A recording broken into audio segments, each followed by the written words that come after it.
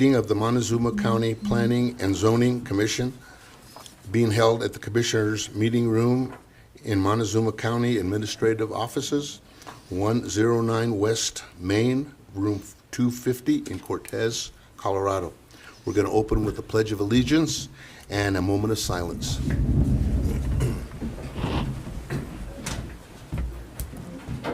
I pledge allegiance to the flag of the United States of America and to the republic for which it stands, one nation, under God, indivisible, with liberty and justice for all.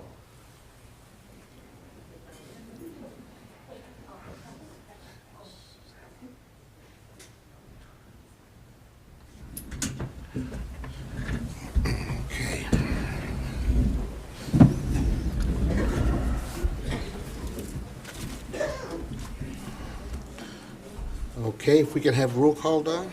Commissioner Hernandez. Here. Commissioner Saunders. Here. Commissioner Neergaard. Here. Commissioner Lynch. Here.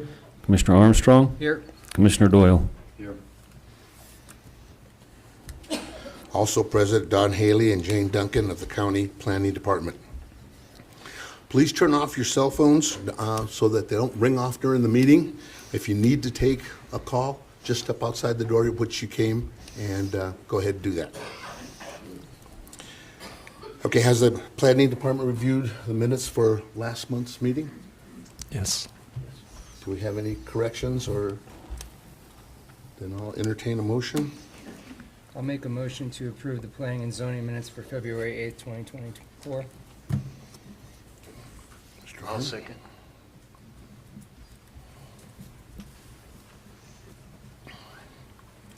Doyle? Okay, can we have a vote? Commissioner Hernandez. Aye. Commissioner Saunders. Aye. Commissioner Neergaard. Aye. Commissioner Lynch. Aye. Commissioner Armstrong. Aye. Commissioner Doyle. Yes. Okay, the motion carried, the decision was unanimous.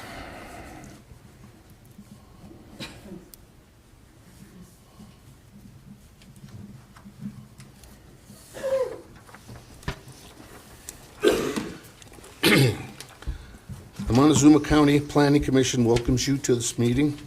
The board is comprised of members who are tasked to make recommendations to the Board of County Commissioners. We are not the decision makers. We only make recommendations. We encourage public comment after each permit. Persons wishing to speak during the public comment period will be limited to 3 minutes. Depending on the number of people wishing to speak, it may be reduced at the discretion of the Planning Commission to allow all members of the public the opportunity to address their thoughts and concerns. When addressing the Commission, please come to the podium, state your name and address for the record prior to providing your comments. Comments to individual applicants are not permitted. And I guess I will be voting tonight. Okay, Don, can we have roll call? Commissioner Hernandez. Present. Commissioner Saunders. Here. Commissioner Neergaard. Here. Commissioner Lynch. Here. Commissioner Armstrong. Here. Commissioner Doyle. Here. Okay, number one. Notice is hereby given that the Montezuma County Planning and Zoning Commission will hold a public hearing for review and determination of a proposed subdivision amendment and AR 3-9 rezoning application to Lot C of the Crooked Cottonwood Subdivision submitted by Gary Ellson on property located to be determined Road 32.75 Mancos, Colorado, consisting of 24.08 acres, more or less, located west of Road 33, north of Road P, situated in Section 1, Township 36 North, Range 15 west of the New Mexico Prime Meridian. Ms. Jane, was the public notice published? Yes, sir. Evidence to letters to the adjoining neighbors and mineral owners submitted? Yes, sir. Was the sign posted? Yes, sir. Okay. Do we have the applicant here?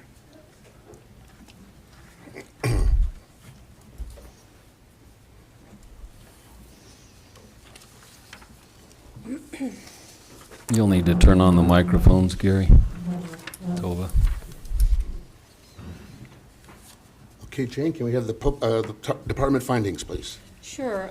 Gary is proposing to amend Lot C of the Crooked Cottonwood 3-lot minor subdivision by creating a new 4-acre parcel that is close to the water and power availability and will be used for residential use.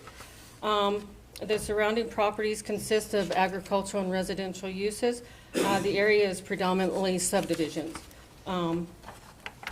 The existing access is off of Road 32.75 for this vacant property.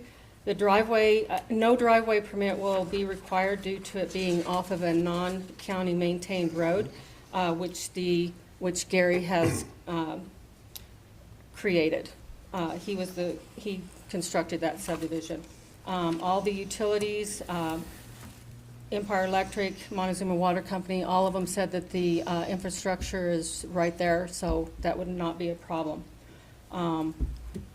No wildfire mitigation plan is needed due to it being pretty much clear of any wildfire problems. And that's basically it. Okay. Do you have anything to add to that?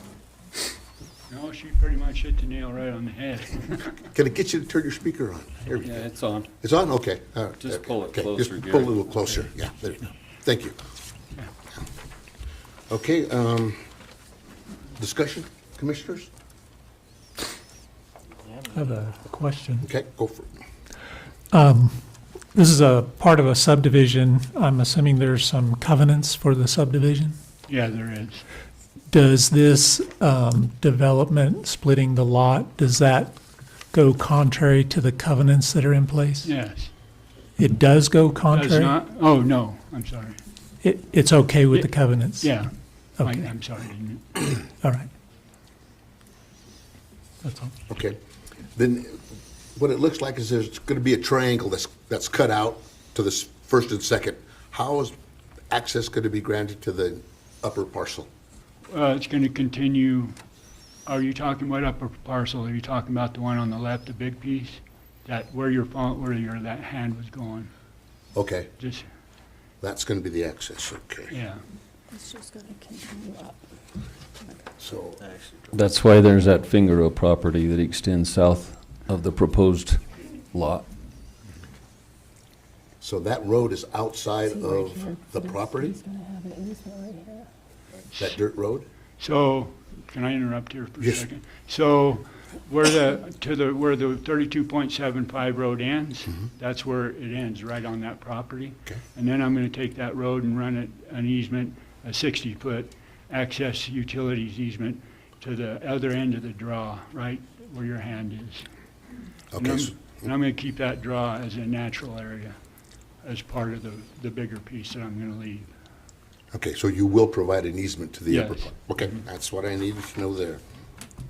And water and power, and like you said, the CC&Rs allow the split of the parcel. That was my questions. Nobody else? No. I will entertain a motion.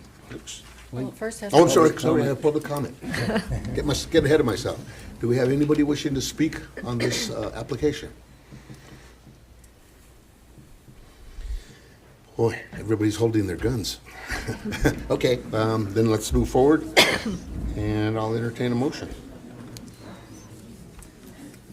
I will make a motion to recommend to the Board of County Commissioners to approve a proposed subdivision amendment, an AR 3-9 rezoning application to Lot C of the Crooked Cottonwood Subdivision submitted by Gary Ellson based on the following. The proposed use is in conformity with the code. The proposed use shall not generate any significant adverse impacts on other property in the area, and public utilities and services are available or can be made available to support uses consistent with the proposed zoning. And I have no conditions. Okay. Second? Anybody? I'll second. Seconded by Commissioner Newgard. Okay. No further discussion. Let's call for the vote, Don. Commissioner Hernandez. Aye. Commissioner Saunders. Aye. Commissioner Neergard. Aye. Commissioner Lynch, Aye. Commissioner Armstrong, Aye. Commissioner Doyle. Aye. Motion passes, and the vote was unanimous. Congratulations, good luck. Thank you. I'll be in touch with you, Gary. I'll be in touch with you.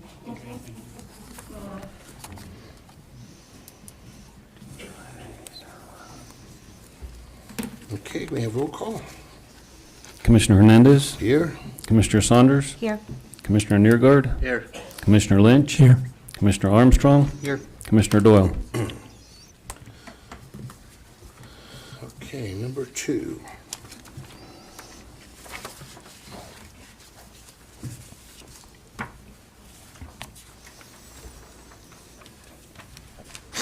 Okay.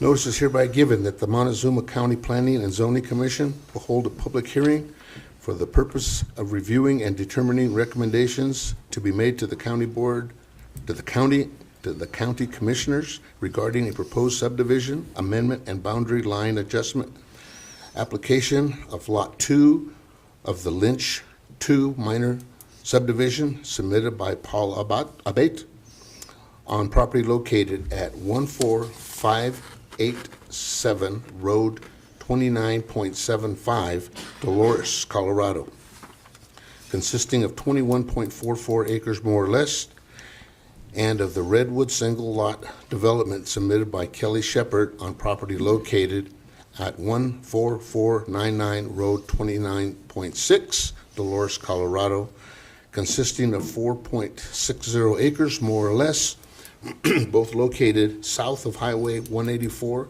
and east of Road 28, situated in Section 33, Township 37 North, Range 15 West of the New Mexico Prime Meridian.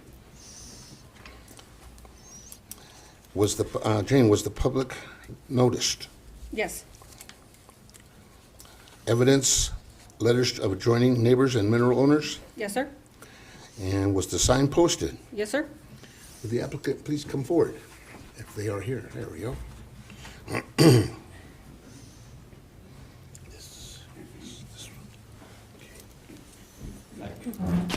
Good evening. Good evening.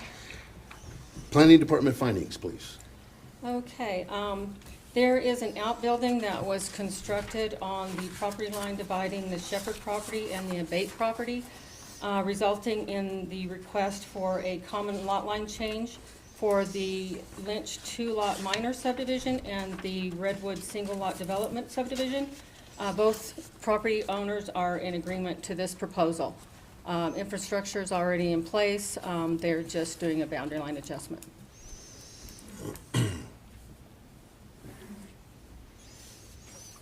Okay. Commissioners? Would you like to add anything to that? Sorry. No, that's Commissioners, comments? Yes. Okay. This application is specifically an amendment of the existing subdivision common lot line. So the common lot line is the east-west running boundary. It has nothing to do with the north-south boundary on the east side. So the boundary that's being requested to change is the one that on our handouts, Which is well, here. it's on here too, it's Yes. orange. It's the north-south property line. This lot is in one subdivision, this is another, and this is the common property line, and this is the parcel to be conveyed Right. from So- this lot to this lot. As I understand it, it does not include the north-south boundary line at all, correct? I mean, there's going to be, what I'm getting at is there's a non-compliance along the boundary on the east side. This application does not address the non-compliance of the setback for that outbuilding. So this building here was there Correct. prior to the land use code? That pad there was an old building, and then another only newer pad shed now. was placed on that same pad in that same configuration? So when I went out to look at the property, I question the distances that are on this, and I'm comparing it with the fence line, which may not be on the boundary line, but with the fence line, maybe I should ask the applicant, when I went out to see that, the fence line looked very close to that outbuilding, that tiny outbuilding. Yeah, what does that say, 13? 13.37. That's what it is. Yeah. This is measured by the surveyor. Yeah. For the boundary line and the fence line's on line. the boundary line. So I have anyway, it's less than 30 feet, so it doesn't comply with the land use code. This application doesn't cover that non-compliance. So all we're doing, if we approve this tonight, all we're doing is approving that boundary between the two subdivision pieces to be adjusted farther north, so you're adding some acreage. We're not doing anything with that east side. That's understood, correct? So it will still be non-compliant when we're done. I own the property to the side. Okay, but so it'll be easy to cure that problem. Yeah. But all I'm saying is this doesn't address that non-compliance. Okay. All right? Yep. Okay, good catch.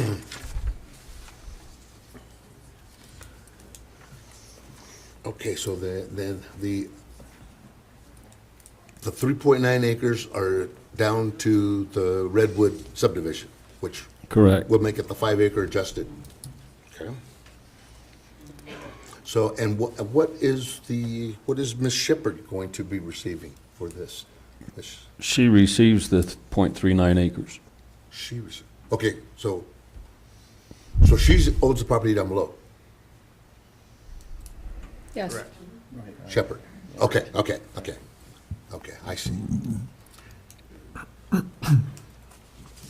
That's the current property and configuration. Where are we at? This one. It'll catch up There here we in a are. minute. Okay. So this corner will be conveyed To come to the property to to the the property south. to the south. Okay. Then, if that's going to be the case, if the .39 go to the 5 acres or become the 5 acres, then that's what Mr. Abate is going to be giving up or selling or whatever. The .39 Okay. as well, yeah.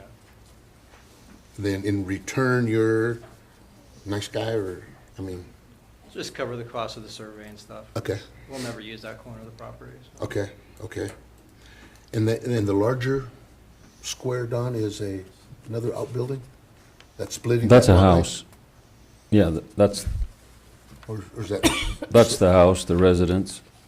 I don't think that's correct. I think that's another outbuilding, isn't it? Yeah, Oh, that's a that one, container. I'm sorry. that's Yeah. another outbuilding, okay. So that's what's actually splitting the property. That's So what that, I'm- yeah, that'll That's take, the property. that'll That's take the care of problem. that one Yeah, that's a that was- That's the problem. problem, okay, Correct. okay.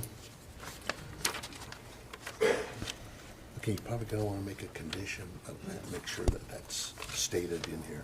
Yeah. That it's non-compliant, so. Okay, do we have a public comment on this application? Anyone? Everybody's saving up. Okay, we'll close it, and then I'll look for a recommendation, motion. I'll make a motion to the commissioners to approve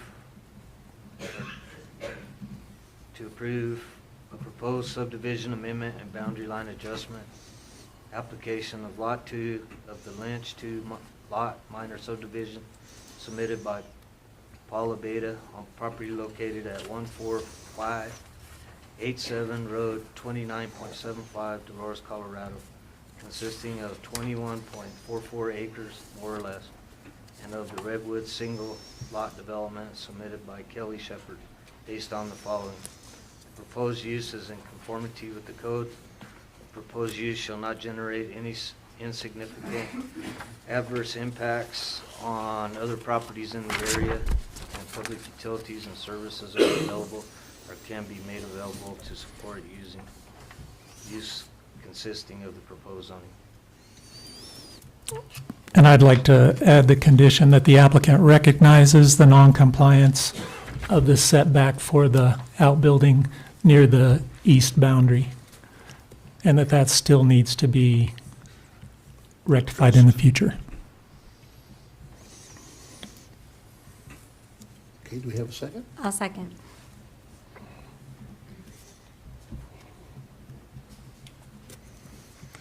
No further discussion, we'll call for the vote, Don. Commissioner Hernandez, Aye? Commissioner Saunders, Aye. Commissioner Neergard, Aye. Commissioner Lynch, Aye. Commissioner Armstrong, Aye. Commissioner Doyle. Okay, the motion carried. Your vote was unanimous. Good luck, thank you. All right, thank you.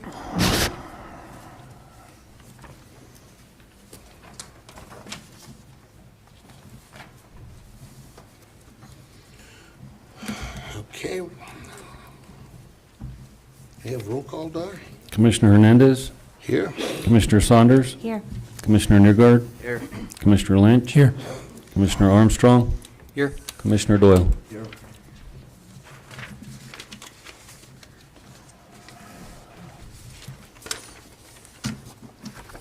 Okay, here we go.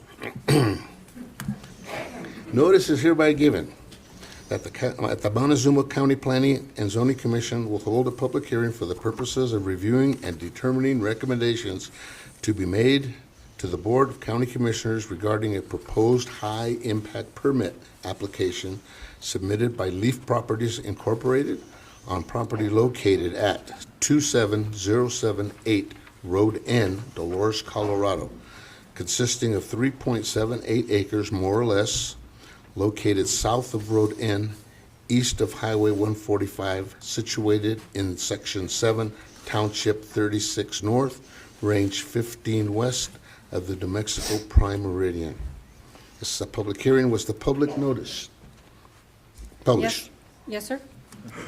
Evidence of letters adjoining neighbors and mineral owners. Yes, sir. And was the sign posted? Yes, sir. I saw. Okay, the applicant, please come forward. You guys have to excuse me, I came down with a cold, bad cold this morning, so if I have to cough. Loudly. Yeah, Okay, I apologize. it's going around. Planning Department findings. Okay, the applicant proposes the construction of a Dollar General store facility that will utilize 1.2 acres of the 3.78 acre parcel. It is already zoned commercial. The surrounding properties consist of residential and agricultural uses. The infrastructure is already in because there is a house on the property. And the Cortez Fire Protection District does have concerns regarding the water supply, response distance, and wildfire spread in the case of a building fire. Being a commercial property, fire load and life safety would be concerns due to the product storage, housekeeping, and customer unfamiliarity and emergency procedures. In addition to the potential water issue, traffic patterns and movement would increase the probability of automobile accidents as delivery trucks and customers enter and exit the parking lot. And at this time, those are the only concerns that they have recognized, but they will, if this goes further, they will have more. Okay. Would you like to add to that? Well, I'd like to clarify a few things. I just overheard some people talking as I came in. They think I live in Helen, Georgia. My name's Douglas Kinsey. I live at this address, have for 9 years, and Dollar General is not coming in and buying the land. It's my land. I plan to develop some sort of commercial property there to create retirement income for me sometime in the future. Call it a 401K, call it whatever you want it to be, but that was the intent when I bought it. Property was zoned commercial when I bought it, and this was a use that was allowed at that time, and I believe at this time. And I can speak to the traffic if you'd like, or some of these other concerns. or I can just wait for the questions. Let's wait on that. We're gonna, I'm sure, hear about Okay. traffic. I'm sure of that. Okay, commissioners, questions, comments, discussion? Was there any recommendation from CDOT on any of it? as far as traffic? Mr. Kinsey has spoken with CDOT and with the Road and Bridge Superintendent, Rob Engelhardt, and they're both in conversations with him about that. I can speak to that Okay. if you'd like. I have spoken with CDOT. I talked to them when I first bought the land to make sure there wouldn't be an issue, and I've talked to them recently. They promised me a permit by today, but no later than Monday, so we'll have the CDOT permit. Excuse in me, can hand. we get you to speak a little closer? I'm sorry. There you go, just closer. We should have the There you CDOT go. permit in hand by no later than Monday, according to Dan, the district traffic engineer, whatever his title is. And I did meet with Rob Eckhart, is that pronounced the right way?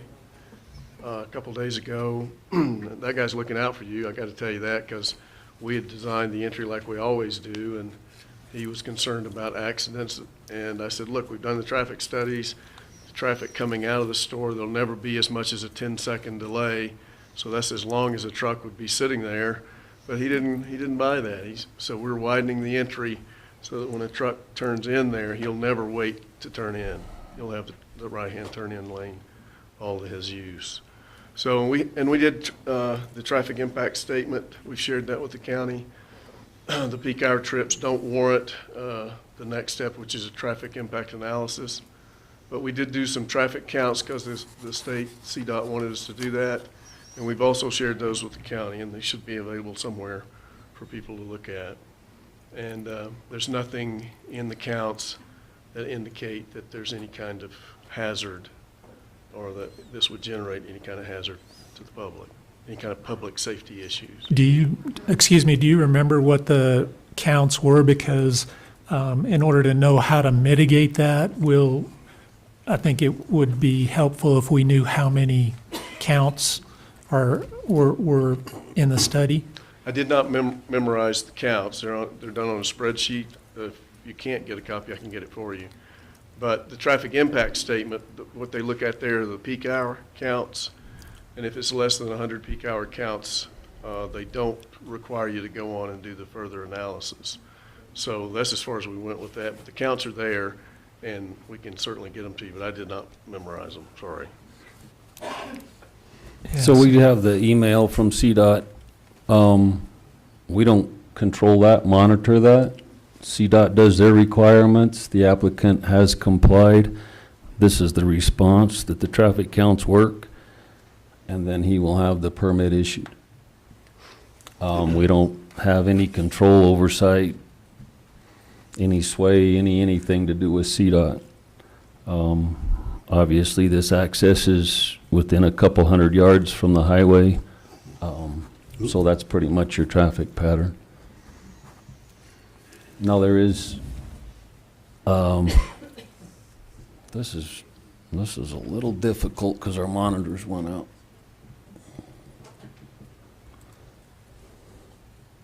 This is the revised entrance that was requested from Road and Bridge so that the semi can pull in here without swinging to the north lane and without impeding exiting traffic.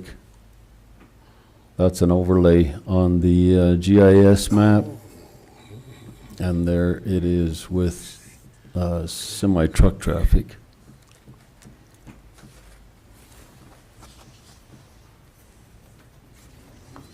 So that is an updated change in working with Road and Bridge since the packets went out.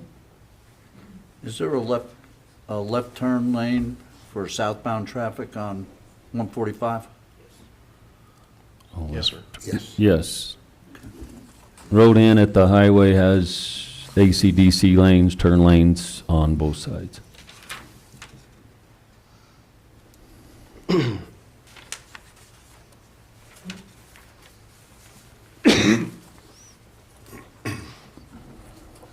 Do we know, Don, when this property was commercial change to commercial?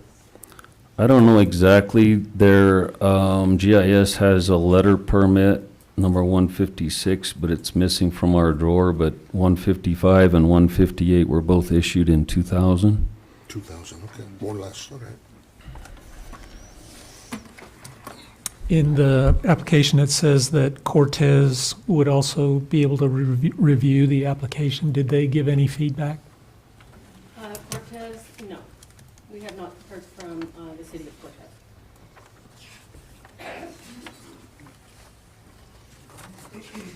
Okay.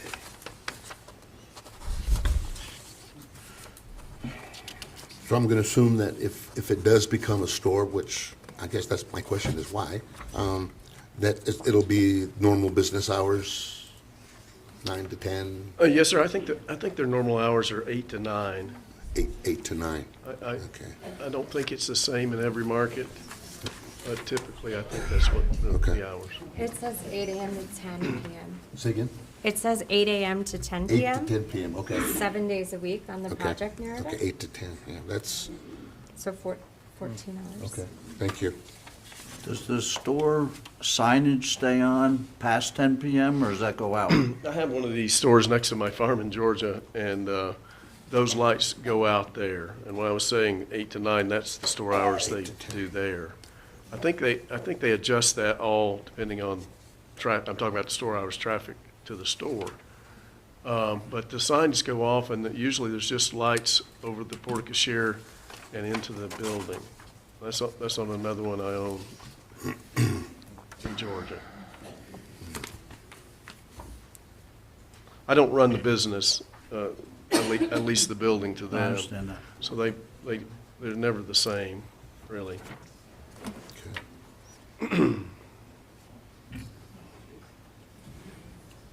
Okay. You do know that, you do realize there are 3 of these stores here in Cortez, right? I'm sick, but I'm gonna try to be funny. And 5. I saw a sign that looks like one of the interstate signs that's green, you know, like you'd see on the interstate, and it said, "Next Dollar General Store, 1/4 mile." So okay. I'm trying to be funny, but yeah, I can't argue with their MBA guys with their laptops on the second floor, but depending on the market, they can put them within a couple miles of each other. They couldn't do it here, I don't think, but they do try to make them accessible to the markets. Okay. Anything else? Okay, we're gonna open it up to public comment. So you want to give them instructions?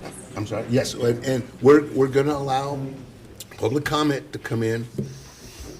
Like I said at the beginning, come to the podium, speak your name, your address before you start.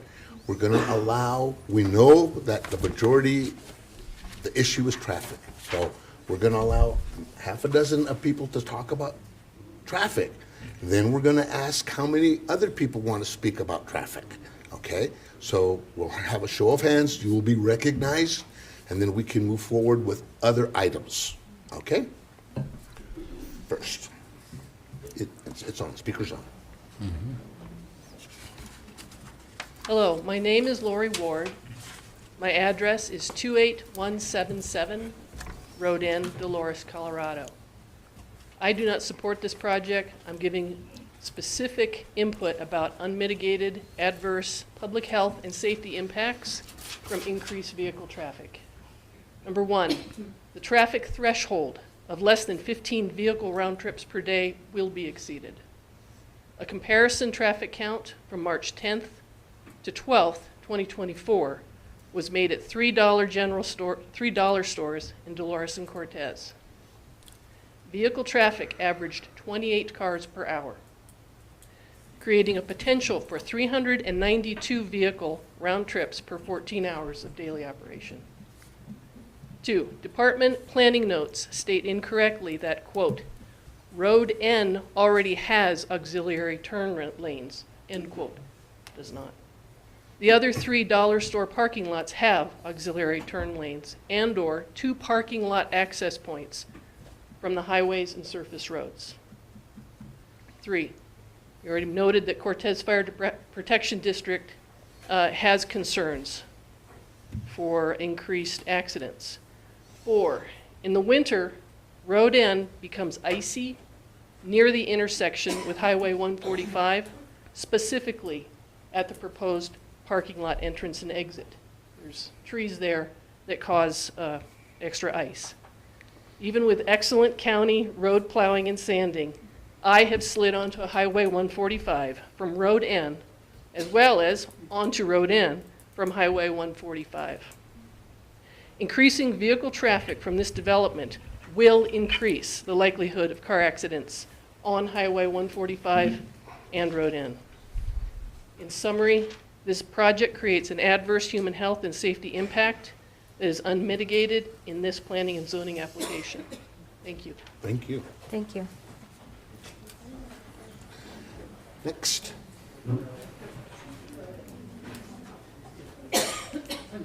I think she was getting up first, but that's all right. She was moving forward. Yeah.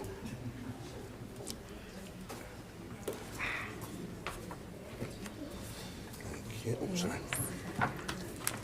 Yeah, Thank you. we got it.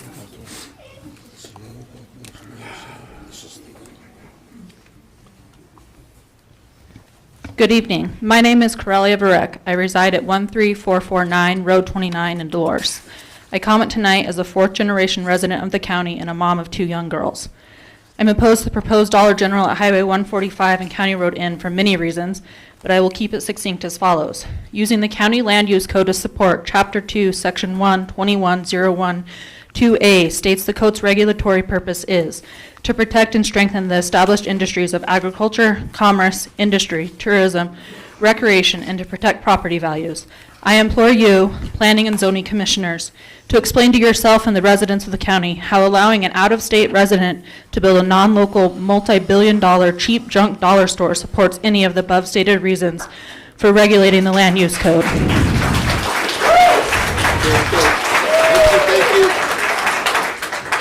Number 2, further the County Land Use Code, Chapter 2, Section 1, 2101, 2F states the final reason for permit regulations is to protect the rural character and visual and aesthetic resources of the county and to protect the health, safety, and welfare of the people of the county and the state of Colorado. The construction of a Dollar General certainly does not add to the visual or aesthetic resources of our county, nor does it build the health, safety, or welfare of our county residents. Proponents will argue that this store will make jobs. According to salary estimation sites like Glassdoor and ZipRecruiter, the average cashier at dollar stores makes between $9 and $11 an hour, equal to less than $18,000 per year. The median home price in Montezuma County is $432,450, according to Rocket Homes. If the county wants to see improvement in who it is attracting to and keeping in the county, how would these jobs do so when they cannot support homeownership in the county? Regarding safety, explain to us how adding more traffic on a skinny county road adjacent to a busy state highway with minimal traffic control devices is going to be achieved. How will you, Montezuma County, and I know you're planning and zoning, but address safety in our rural neighborhood having cut the sheriff's budget? Number 3.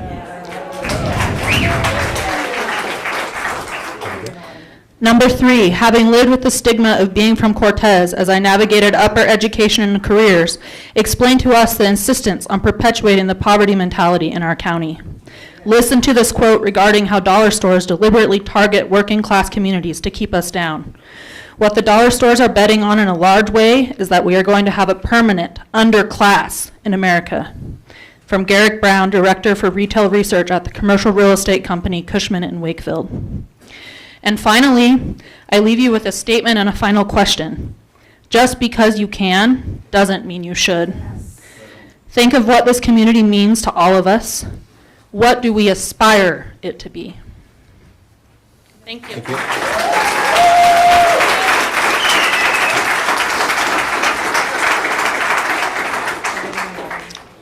I'm going to keep this brief. My name is Carrie O'Brien. I live at 12500 Road 33.75 in Mancos, Colorado, on the dry side. So I look at Cortez. I can't read with my glasses on. The walkability index score for this area is 0, meaning that anyone living in that area is a driver and or has a car.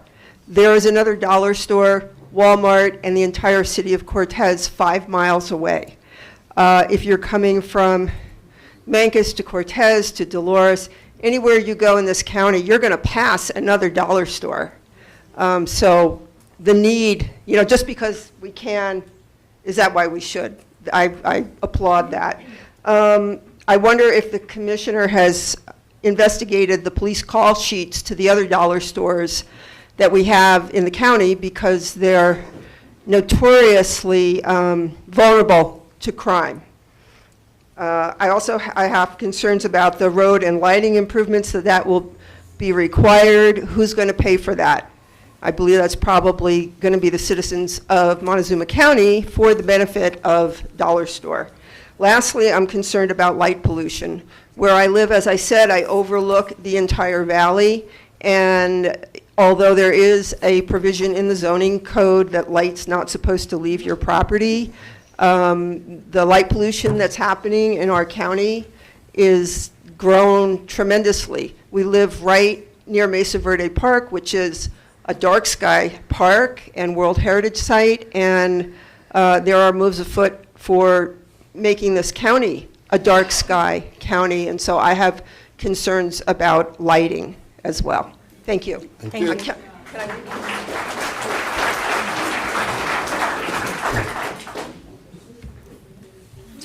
Hello, my name is Brad DeMond. I live at 15149 Road 28. I'd like to talk about Dollar General a little bit more specifically.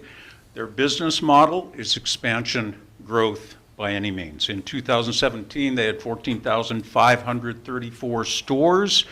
In 2022, they had 19,147 stores. This is according to Statista.com. And per Wikipedia, as of January 8th, they had 19,643 stores in the United States only. To give you a reference, Starbucks has, as of 2024, 16,401. So they have out-Starbucked Starbucks. They pay, my numbers are a bit differently from what the other person said. They pay, meaning Dollar General pays $13 to $16 an hour. Now, our applicant, being a resident of Colorado, as he says, will know what the minimum wage. He's not a resident. I thought his statement said he was. Please. I know his property, his company is based in Helen, Georgia. He is a land developer. Go to his website.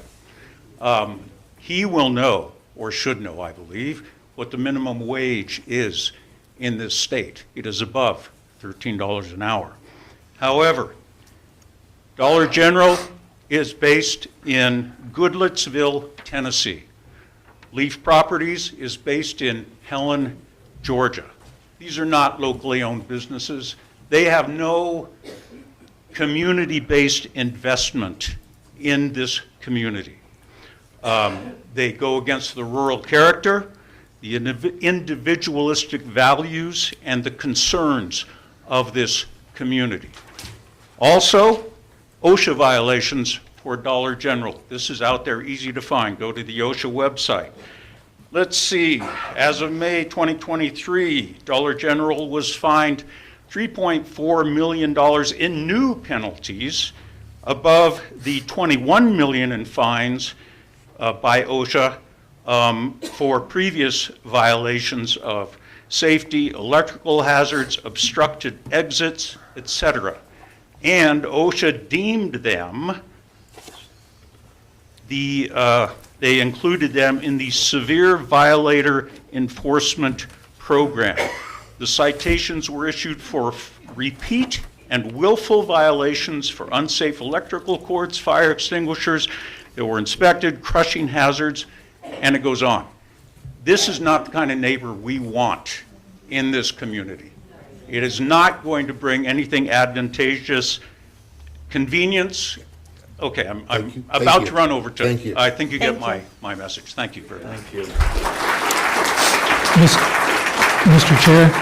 Mr. Chair, may I make a comment? Please. I'd like to point out, before several more people come forward, that The Planning and Zoning Commission bases our recommendation strictly on what is in the land use code to the best of our ability. When you come forward and talk about the business that wants to move in here, it is outside the land use code. And so we cannot take that into account. Yes, I understand you have feelings about that, but this commission can only use the land use code and the applicant's information in our decision to recommend or not recommend. Thank you. Excuse me, Commissioner Lynch, I don't mean to interrupt, but there are the threshold standards in the planning and zoning codes, correct? Which address significant adverse impacts. And I think the commission needs to be aware of who is coming into the community, what their practices are in light of impending significant adverse impacts. Thank you. Please. My name is Sandy Story. Can you bring the microphone? There you go. I live at 27203 County Road N, about 200 yards from 490 or 145 and west or east of on N Road. Yesterday, I was trying to go to town to pick up my granddaughters. There was a car in front of me stopped at the stop sign. Decker Hay Hauling had their truck and trailer in the lane that they were going to turn on onto the road. He could not turn in, I know, without our being out of the way. It was 5 minutes before we could creep out far enough to get by him to get out onto 145. And then he had to go clear over into the opposite lane to bring his truck around. Now, if that's icy and you're coming up that hill and you're making that curve in within 50 feet, you're going to try to turn a big truck into that property, it would be difficult, especially if the deer are standing. Thank you.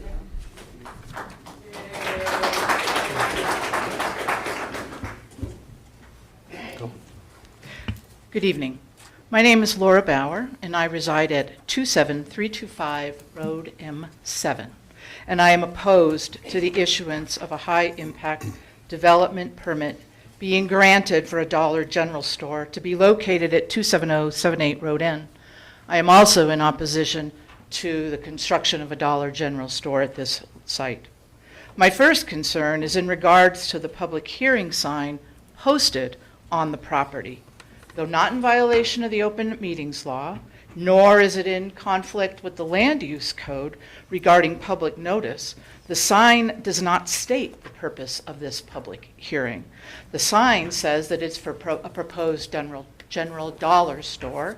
It does not state that it's for a high-impact development permit application, which is what I believe you are voting on. Chapter 2, Section 2101.2 of your land use code says the purpose of issuing a high-impact development permit is to ensure compatibility of commercial industrial uses with surrounding land uses. This application does not meet that threshold. Chapter 2, Section 2101.2A, to protect and strengthen the established industries of agriculture, number 1, commerce, industry, tourism, etc., etc. This application fails to protect and strengthen the established industry of agriculture and protect property values. Section 2101.2F of your land use code, to protect the rural character. This application does not do that. Section 2101.4, bullet 6, development resulting in visual impacts that would substantially degrade property values. This application does just that. If this applicant states he resides at that address, why does his application state a Georgia address? Thank you for your time. Thank you.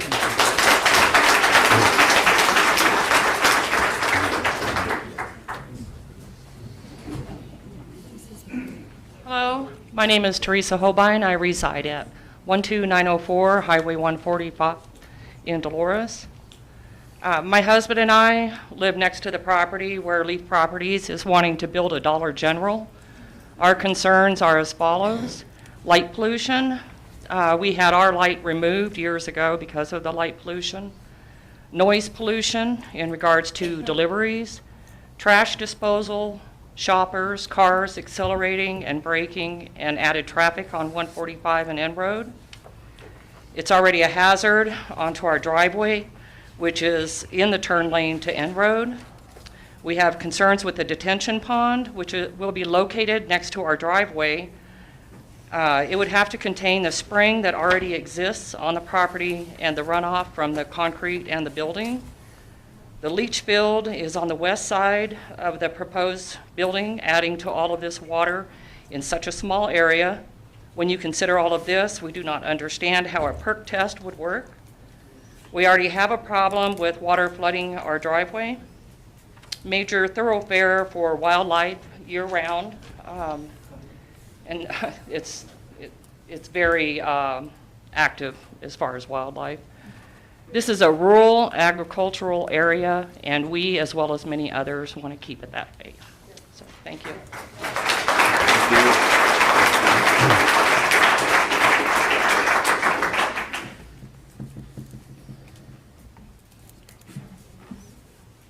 Hello. My name is Jürgen Kopf. I live at 12712 Road 17 in Cortez. I would just like to shed a little bit more light on the sheer numbers. Montezuma County has 5 dollar stores, 1 general dollar store in Cortez, 1 Dollar Tree in Cortez, and 3 Family Dollars in Cortez, Mancos, and Dolores.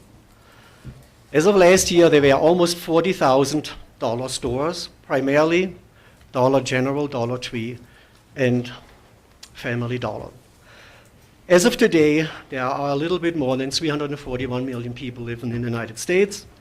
If you take that number divided by the almost 40,000 dollar stores, you get a number of about 1 store per 8,600 people.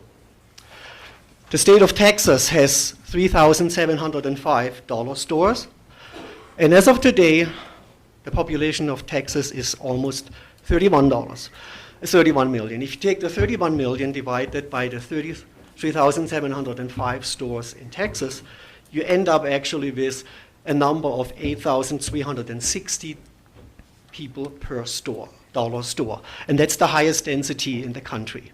Texas has the most dollar stores. So if you extrapolate that to the Montezuma County, and we have 25,537 people living in Montezuma County, if you divide this by the highest density number of the state of Texas of 8,360 people, we should have 3 stores. Fact is, we have 5 stores, and with 1 more, we would have double the densest national average.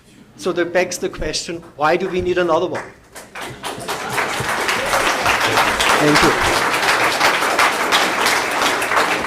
Okay, we're gonna hold it there.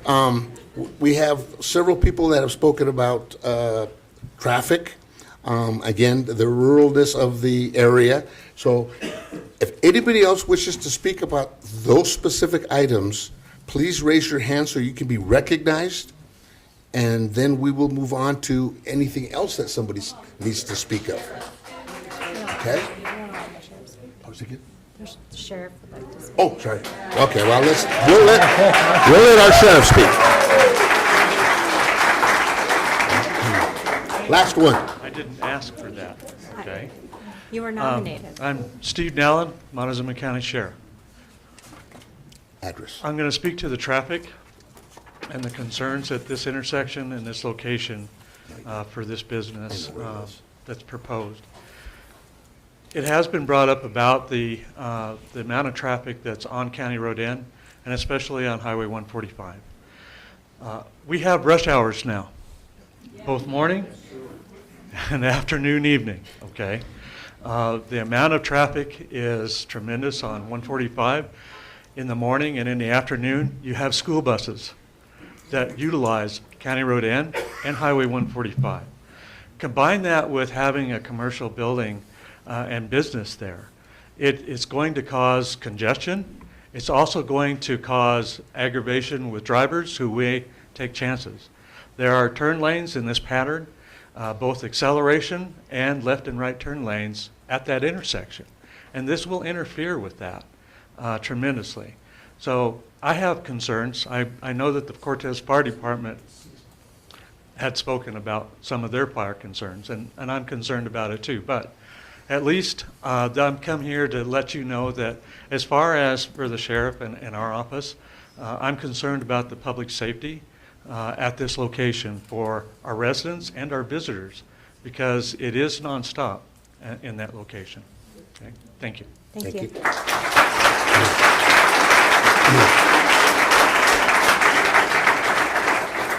Okay, we're gonna go back to what I was originally saying about, hold on, sir, hold on, about people wanting to speak about traffic and/or the rural area.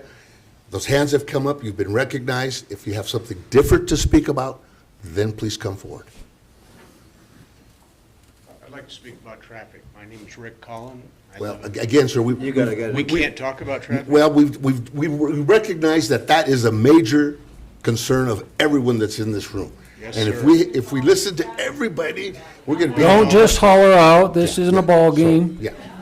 So we understand your concerns, we recognize your concerns, that's why we asked you to put your hand up, so you could be recognized by the commissioners up here.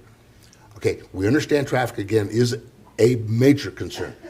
Ruralness of the area, what was the other ones? Lighting. Lighting, yeah, so we've hit the major points. If we have anyone that wants to speak about something different, then let them come to the podium to speak about that, okay? Does that make sense? What I'm trying to say?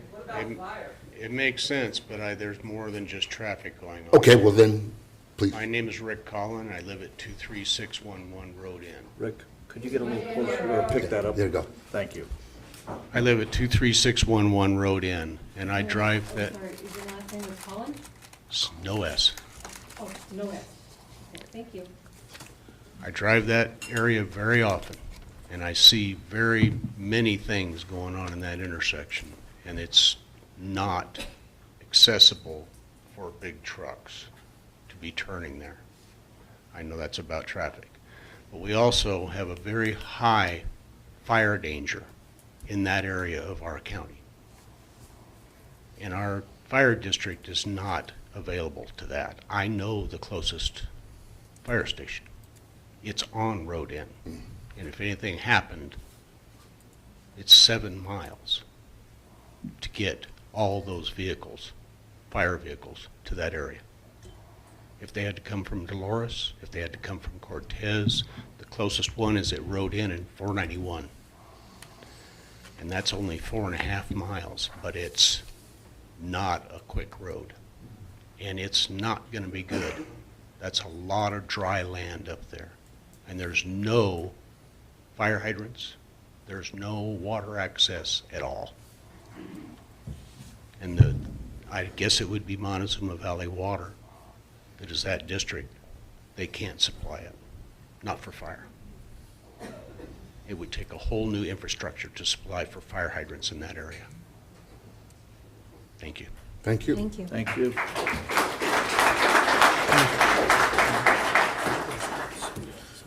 Okay, if we go ahead, okay. This is something different, right? My name's Bob Clayton. I live at 11860 Road 27.3 Dolores, Colorado. I'm just going to make a statement. It's not going to be about traffic. Okay, go for it. But I served on this commission for 15 years as co-chair and chairman. And I can guarantee you that the group I worked with would have never have approved this application because we always considered the community, the residents, and the effect it had on the land use in that area. So I would encourage you to follow suit and deny this application.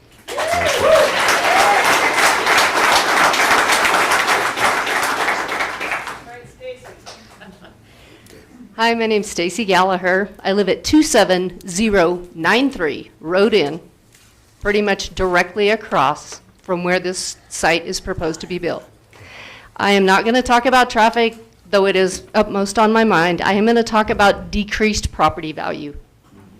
And I think I would see a tremendous decrease in my property value with traffic on and off that road all day and night, the lighting, and it will completely, with the privacy fences that are proposed and the lighting, it will block off my western views to the Ute. It will block off my neighbors' views to the west completely, the people across the street from me directly, because there will be a privacy fence right behind their property where their lawns are and stuff, where they can sit right now and see toward the hayfields and the Ute Mountain. I think we would both see, as well as my parents just up the road, huge decreases in our property value if this were to happen. Thank you. Thank you.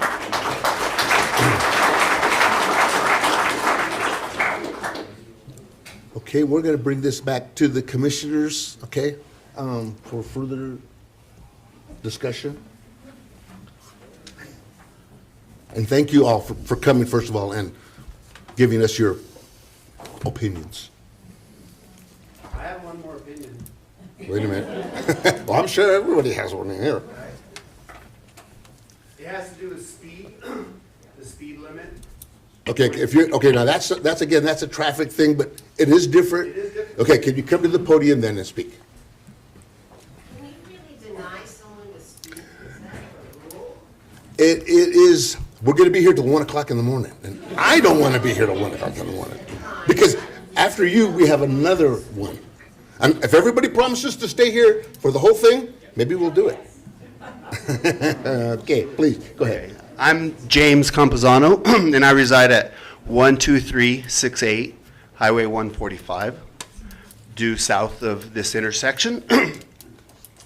And, excuse me, I digress a little bit, because I believe the speed limit should have probably been changed when Westview RV Park came in. And now, further up from me, there's going to be more traffic, and what I notice is in front of my house is a passing lane, and that passing lane doesn't end until almost pretty much the turn lane to County Road N. So we're talking now cars are going to be flying up the highway as people are trying to slow down and turn into the other way. Does that make sense? Yes. So that is a concern, and coming south to that intersection, everybody's doing 65, 70, and now all of a sudden, people are going to be slowing down, and it's going to cause congestion. So, in my opinion, something has to be done with the traffic, whether it has to be slowed down or not allowed, one way or the other. And my concern about the light also, I hate to say it, but Love's sign from Hawkins Preserve is just an eyesore, and I do not want the same thing in my neighborhood. Thank you. Thank you. Thank you. Okay, we're gonna go back to the commissioners for discussion further. Yes. As was pointed out by one of the commenters, in terms of fire safety,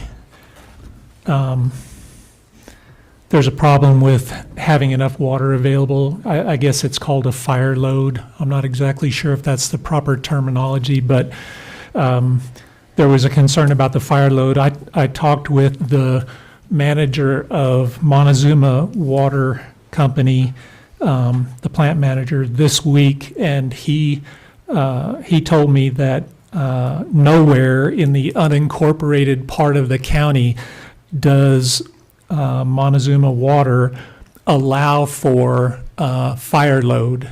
They just don't have the capacity to deliver that, and all they're giving are consumer use. So to me, that's a huge safety issue, and one of the main intents and purposes of the land use code is to watch out for the health, safety, and welfare of our county and state residents. So I have a huge concern about the fire safety there. Okay. Was there any thought process to how you were going to address that? Well, I've had to address it many different ways. You know, Durango doesn't have capacity either. I did the Family Dollar store. Again, we need you to move forward. There you go, there you go, there you go. Durango doesn't have the capacity either, so they force you to put in storage tanks and pumps and all that kind of stuff. Well, theirs is pretty much underground. Now, I know what you're thinking about. I did that in Nevada, and you can put four. Please, let the gentleman speak. You can put 4 10,000-gallon storage tanks behind the store, then it gets really pretty. But there are ways to address those issues if they're real concerns. These buildings are typically made out of metal. There's flammable materials there, but we've not had any trouble getting a store approved by the fire department because of what the building was made out of or because of what was in there. It's not like there's explosive chemicals or anything like that. Okay, did the fire department have any recommendation or? We'll have to ask. Oh, I'm sorry. The fire department's concern about not having sufficient water, did they have any kind of recommendation? They did not tell me any recommendations. They would be able to further analyze this as time went on. If this did get approved, they would do a comprehensive research of it. But they did not tell me, all they told me was what I already gave you. I can only give what I've been told. Okay. I might, if I could point this out, I don't want to get into rebuttals unless y'all ask me to, but, you know, there's businesses up and down the road. A lot of people talked about compatibility with the businesses that exist. The RV park there, that's a business I know a little bit about. Probably more fire risk there than it would be with the Dollar General store. There's a lumber store just down the road. There's flammable materials there. The fire department has to deal with that with any commercial business, I would assume, if the water source or supply is not adequate. But to single out my business instead of all the others seems a little bit discriminatory, I guess.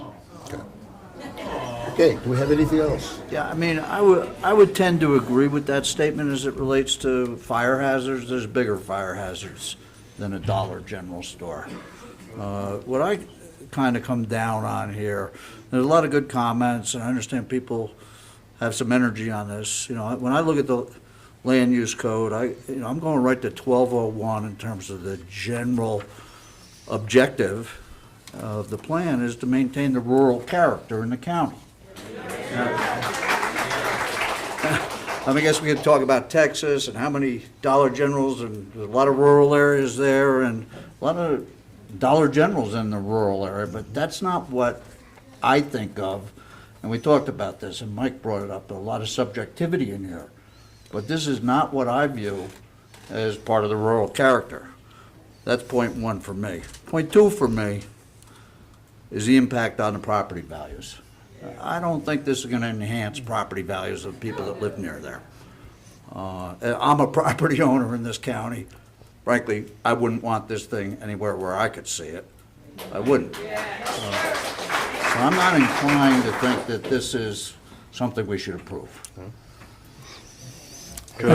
I couldn't agree more with everything that he just brought up. You know, there are a lot of concerns about health, safety, and welfare, and while there are some things that are not explicitly in the code, you know, contributing to poverty, potential increase to crime, impact on public safety services, those are all really concerning, in addition to wrecks and traffic and school buses in the morning, you know, all of these things that are just a part of our daily lives. So I'm not inclined to support it either based on what I know. You know, I'm 4 miles away and I feel like we're going to be impacted on the other side.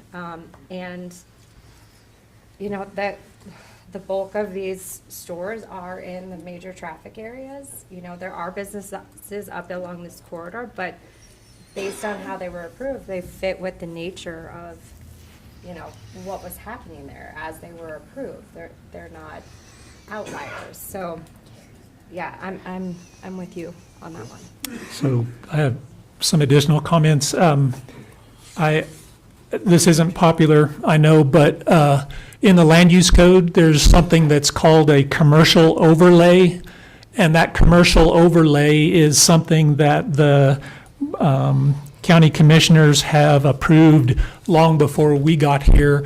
And that commercial overlay typically follows main roads like 491, 145. So in terms of this business location not being a good location, it actually falls within that commercial overlay, which is the intent of previous county commissioners. So technically, it in that regard, it falls within the land use code. I can't address land values. One of the concerns that I raised was the on the traffic round trip. In the land use code, we've got the threshold standards. There, in this application, it says that the traffic counts are in progress. When I asked the applicant, he was not able to give that number. In order for the commission, obviously our part has nothing to do with the highway and CDOT's part, but our part has to do with mitigation. So we're supposed to look at the mitigation for that being higher than 15 round trips per day, but we can't do that because we don't have a number in this application. That's what I'm seeing. We do have that submitted, and I just put it up on the map. You're gonna have to turn around. Just so that we're covered. This is Seafton Engineering from 732 vehicles.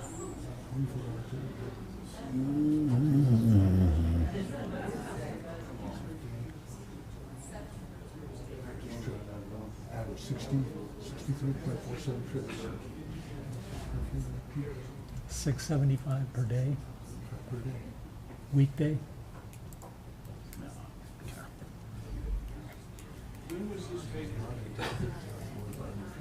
Wait. No, it says it's 634 a day. Can you scroll down, Don? 675. Scroll down. 675 daily trips. Expected to generate May 675. may I answer this question? Okay, 675. So they're saying not more than 100 in the peak hours, but 675 trips during the day. That doesn't make sense. Which is- I mean, it's two different categories. Yeah, the peak seems to would be more than 100, because you're telling me peak hours are, what, 9 to 4, 9 to 2? I think it was like 8:15 in the morning or Okay. something. Yeah, I'm sure. Can you scroll up, Don? I want to see who this is. No, okay. Go right there. Hold on. Hold on. It's Sedona, Arizona, okay. Okay, Commissioner Anderson, you had comments? You know, I don't have anything really to add. You guys have stated it pretty eloquently. I mean, you know, when I first looked at this, I was, thinking more about the use by right that this property owner has based on the land use code, but it is the subjective factors that we're talking about, and I do agree. I can't support this application this evening. Okay. Basically, I'm the same way. I drove out, looked at the property, looked at the A&D lanes, saw that it was zone commercial, but once again, when the fire came up, traffic, the location, is a little further out of town than most Dollar Generals. Most of them are a lot closer to town. I don't think I can approve it either. Okay. Then I'll entertain a motion from May I speak? Commissioners, and we're gonna. Do I have the we'll right talk to? about. John. Sir, I'm sorry. Can I make a comment? Yes, you may. I think, I had a long speech I was going to give, but I'm not going to give it, really. but I bought this piece of land because of your land development code. It's zoned commercial, and this is a use that's allowed in that zoning. So it is my right to build something for that use. And for you guys to deny it is basically, I don't know how you buy a piece of land that's zoned commercial and then you deny commercial use. The traffic issues, I've done all the analysis, and we can do much more. Those turn lanes are out there. I've talked to Dan in Denver. They've got $1 million in those turn lanes just to address all the things that people are talking about. It would be a disaster if there were just 2 lanes there. But there's an acceleration lane, a deceleration lane. CDOT has been satisfied with it. And our analysis. No, Judge, please, you had your, this is his. I'm happy to make that. Please, address, you're addressing the commission. Thank you.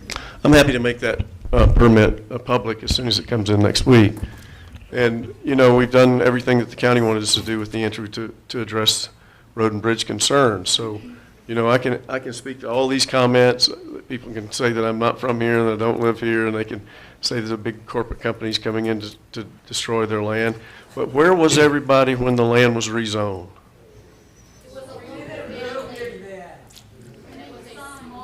Yeah.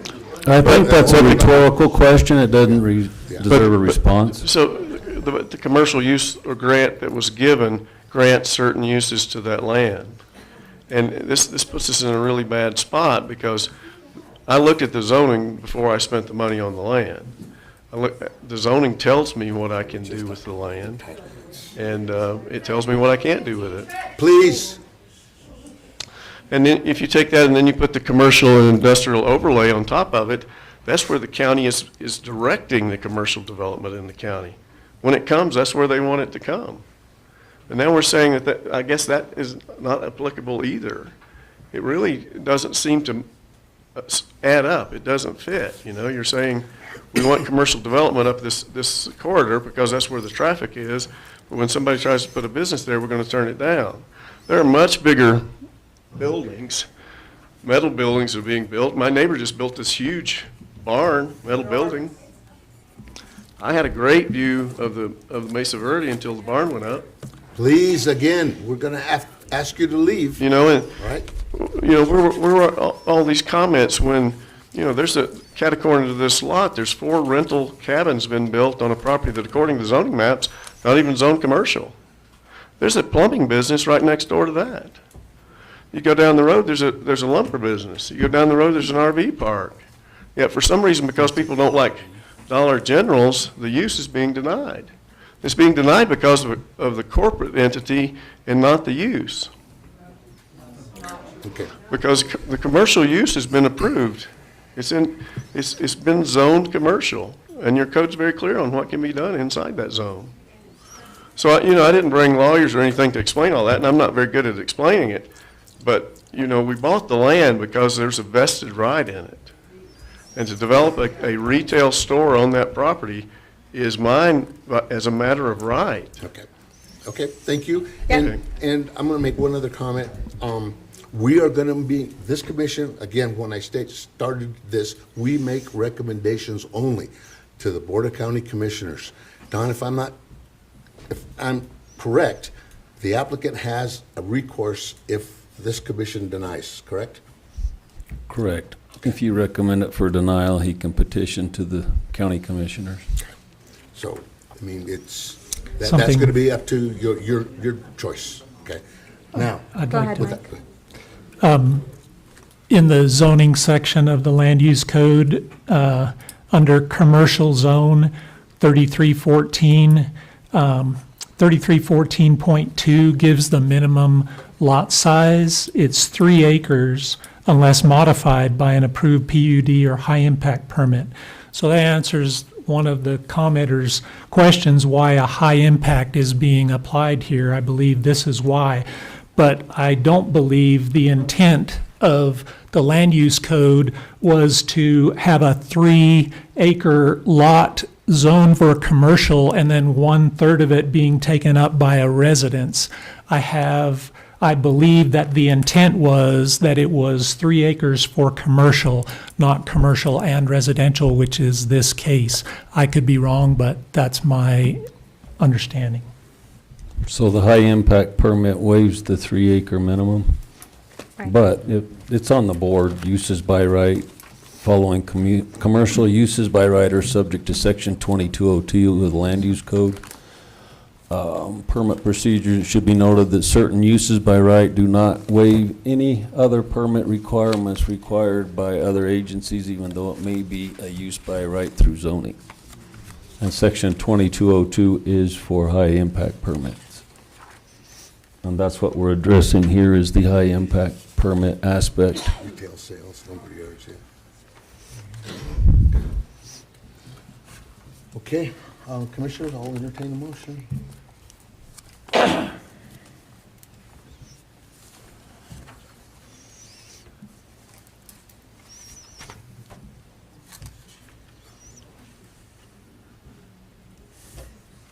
Anyone? I know it's All right. I will make a motion to recommend to the Board of County Commissioners to deny a proposed high-impact permit application submitted by Leaf Properties Incorporated based on the following. The commission has noted that the proposed use will generate significant adverse impacts on other property in the area, as well as concerns noted by agencies with the public utilities and services noted in the comments from Cortez Fire Protection District and the water concerns. At give me a second, guys. We're working from the written comments. Okay. Based on the information that Jane presented. And public comment. And of course, public comment, but, yes, so based on items B and C. Okay. You said item B? We're denying based on items B and C, that we have concerns in both of those sections. Okay, do we have a second? I'll second that. Okay. Doyle.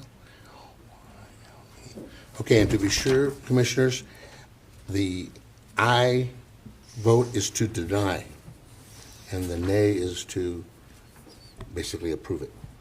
Okay, roll call, Don. Commissioner Hernandez? Aye. Commissioner Saunders? Aye. Commissioner Neergard? Aye. Commissioner Lynch? Aye. Commissioner Armstrong? Aye. Commissioner Doyle? Aye. Okay, the motion carried to deny the application. Again, like we stated, there's, avenues to you, but. It's whatever. okay, I've been here before. Okay. Really. Thank you. Thank you for your time. And everyone, we have to continue business, so if you want to chat Chat. afterwards, we just please ask that you do it in the hallway. Thank you. Okay, Don, can we have a roll? No, you're still working on something?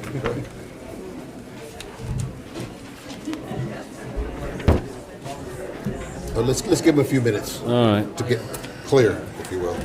Stretch. Trying back. Because you gotta go this way. Do we want to take like a 5-minute recess? Good idea. I think so. Good idea. Hang on, let me mute this. We'll be taking a 5-minute recess.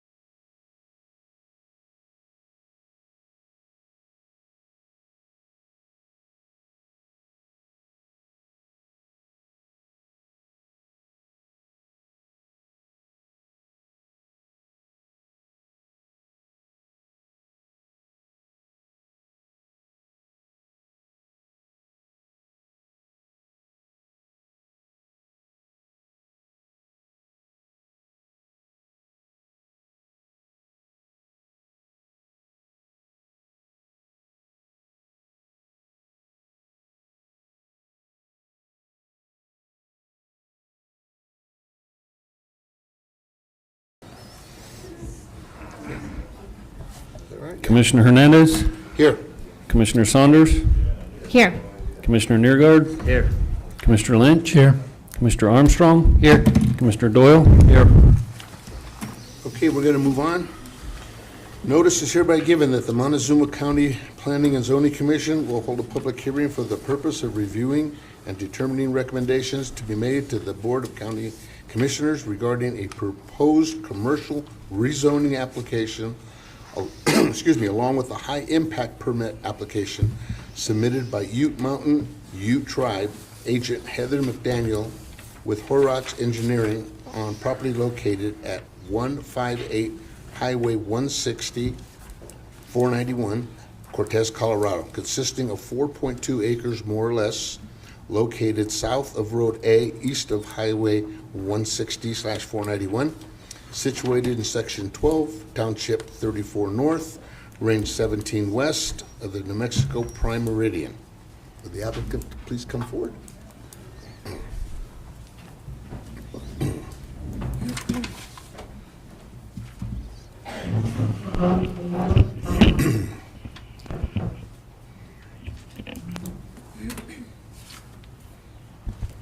Okay, can we have the findings? Sure. Oh, I'm sorry, we have to do the other thing first. Oh. This is a public hearing, was the public notice published? Yes, sir? Evidence to letters adjoining neighbors and mineral owners, Yes, sir? and was the sign posted? Yes, sir? Now, planning findings. Okay. This is Heather McDaniel, and that's Chairman Hart. Vice Chairman. Vice Chairman. Vice Okay. Chairman Selwyn Whitescoat. Oh, I'm sorry. The proposed development includes renovating the existing Woody's building. It will not change footprint, so it will remain its grandfathered status. There will be a new building constructed to the east of it that will be detached from the other building. And it will include a community grocery store, coffee shop, community gathering location. There will also be other things on the property as well. The driveway location has been in existence for multiple decades as the Woody's convenience store. The applicants are also in negotiations with CDOT, so that has already been taken care of. All the utilities the infrastructure is in for along the highway, so that's about it. Okay. Have anything to add? Yeah, absolutely. We're super excited about this location. The Ute Mountain Ute Tribe has been designated as a food desert, started in 2012, was redesignated in 17, and then we saw the impacts of that through the COVID years. So what we're trying to do here is deliver through an EDA grant a renovation of the Woody site. We will no longer be selling fuel from the Woody site. We're going to turn it into a food market with a commercial kitchen, a workforce training area, a drive-through coffee shop that could service the area from the south side of town, along with some vending locations for traditional vending and farmers market. We're doing some pretty innovative things on this site. We're going to be doing some low-impact drainage mitigation. So instead of large detention or detention ponds, we're flowing it right into the arroyo that flows along the eastern and southern end of the project. We're going to be doing some infiltration, low-impact design on the parking islands and the landscape area. So we're going to drop those, try to infiltrate, treat the water that way. Eventually, once it's treated, it'll percolate back out into the wash. We're also putting some armoring along the edge of the wash. We will not be impacting the wash flow itself, mostly just protecting the site. And we're also moving the septic and leach field system. So right now, if you're looking at the diagram on the screen, the current leach field is in the parking lot to the north, right up against the edge of the wash. What we're going to do is actually abandon in place, make sure that it's fully closed off, and we're moving the leach field to the north, which has a better distance away from that arroyo. As Jane indicated, we are in discussion with CDOT. What we're proposing to do now is, if you've been out to Woody's, it has two entrances, both on the south side of the building. We're going to close the northern existing entrance that's right up next to the building. We're going to close that and open one to the north. And what that does do initially is isolate the surrounding property, because we're going to close the existing dirt road. But with that, we're also negotiating with CDOT for a northern access to what would be essentially isolated property. So we're working with CDOT to open a new driveway for that property, close one on the existing, and open a new one on the existing, so that we're meeting everybody's needs. Okay. And Don, could you point out exactly where Woody's is? The existing building right now? It's the existing building. Is, if I don't hurt myself right. looking this way, is right here. Okay, there's that footprint. Okay. Now, I was witness to the Board of County Commissioners Yes, with I'm you, sure you were. and that seemed to be a bone of contention where they weren't going to give a variance. Correct. And we're not definitely going to even address that. No, so and what the land use code says is if you leave the grandfathered building as is, original footprint, it stays grandfathered. If you add on to it, tear it down, change size, shape, whatever, then it no longer is grandfathered and has to meet the current code. Okay, so the exact footprint has to remain the same. Right, and this is the existing building. Okay.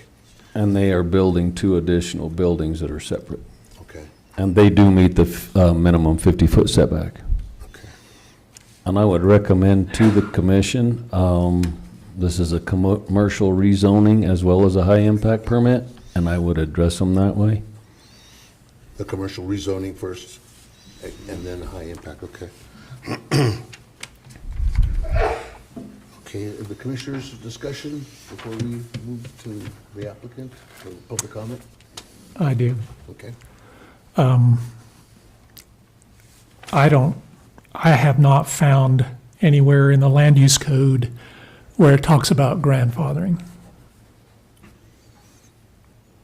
So my understanding of something that it has been approved in the past is that when a new application comes before the commission, that there is no grandfathering that follows the dirt. There's no grandfathering that comes with the property. If a landowner comes before us with a new application, the grandfathering goes away. The grandfathering was what allowed this building to be so close to the highway. And so up until a new permit is applied for, it's fine. But as soon as someone applies for a new permit, grandfathering goes away and you have to apply the land use code to the permit before you. That is my understanding. And so I could be wrong, but according to my understanding, this does not meet the land use code and it is not grandfathered in to be a variance forever. It was allowed a variance as it was approved before. It is a new permit application now, and therefore I will not be able to vote to recommend this to the county commissioners. Can you shed some light on that, Tom? Yeah, Chapter 9 addresses that. If I can get this to work, I'd have to bring that up. Obviously, this would have been a good question to raise prior to right now in the public hearing. But it does address the fact that if 50% of the building burns down, you can build back as long as you don't exchange or change the existing footprint. The building sits where it sits. So if you do not change it, add to it, which was discussed in the BOCC meeting on the variance application, then it can stay where it sits. Now, if you're subdividing, existing structures have to be missed by the new property boundaries to meet the land use code, whether that building was there 10 years, 10 days, or 100 years. So that's not to be confused with subdividing and new property lines versus existing buildings and existing setbacks. There's a chance this building was there prior to CDOT officially designating their right-of-way. Okay. But that's in Chapter 9. That's not in zoning or high impacts, other than high impact permits are referenced there with the chance that there is, like I say, up to 50% of the building being burned. It can be rebuilt back. This one's not damaged, so it just sits where it sits. They can remodel it. They can expand or change the footprint. But as far as remodeling goes, it could. Correct. Again, change the fascia and all that. Correct. And I hope they upgrade the exterior. Yeah. Make it, yeah, okay. So, we're in the. So, but we're not talking about that case. We're not talking about a case where there was a fire. It doesn't matter. It doesn't The matter. buildings exist. Right, so there wasn't up to 50% destroyed, so it just sits as it sits. Even if 50% is destroyed, you can build it back. But if nothing's destroyed, then you can just have it be used as is. Okay. That doesn't apply here. Non-conforming structure. That's not applicable here, right? Nothing about- Nothing wrong with the building. Okay, thanks, Don. You're welcome. Okay. Okay, anybody else? Question? So I see you have the farmer's market going on and the art sculpture, and that is commercial activity happening in that right of way, is that correct? No, we are officially outside of the right-of-way. What you're looking at is the 50-foot offset. So we Yeah. actually show that 50-foot offset. Yeah. But that's just for structures being constructed within that 50-foot offset, and we Okay. are not actually doing that. Okay. And the farmer's market is going to be obviously open air type Yes. farmer's market. Yep. So is it seasonal? Yes, It'll absolutely. strictly be seasonal, Mhm. okay? When winter comes, if it comes, what's the intent on how you're going to protect that property? Well, everything is either concreted or it has base course, so it's not a dirt lot. And by protection, what do you mean? Well, as the farmer's market area, again, if it's not going to be utilized, how are we going to keep people from camping in there, utilizing the property for something it's not supposed to be utilized for? Well, the grocery store is a permanent year-round structure.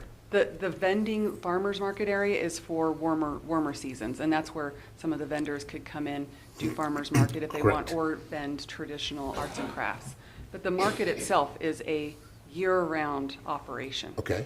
So there will be security, lighting, those kinds of things year-round.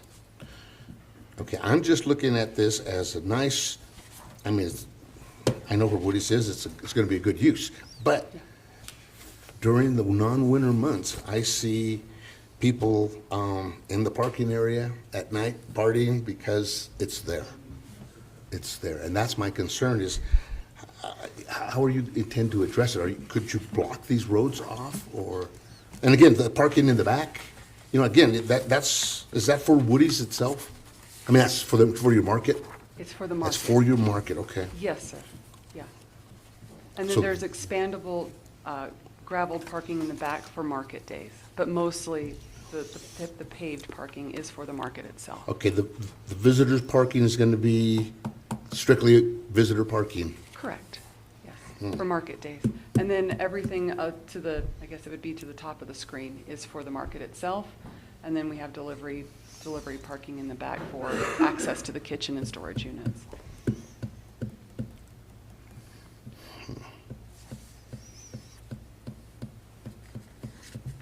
And please keep in mind, this is a conceptual site layout. As we get further into the design, you'll start to see lamp posts and lighting, photometric plans and analysis. So you'll be able to see the lighting concept that's going into this property.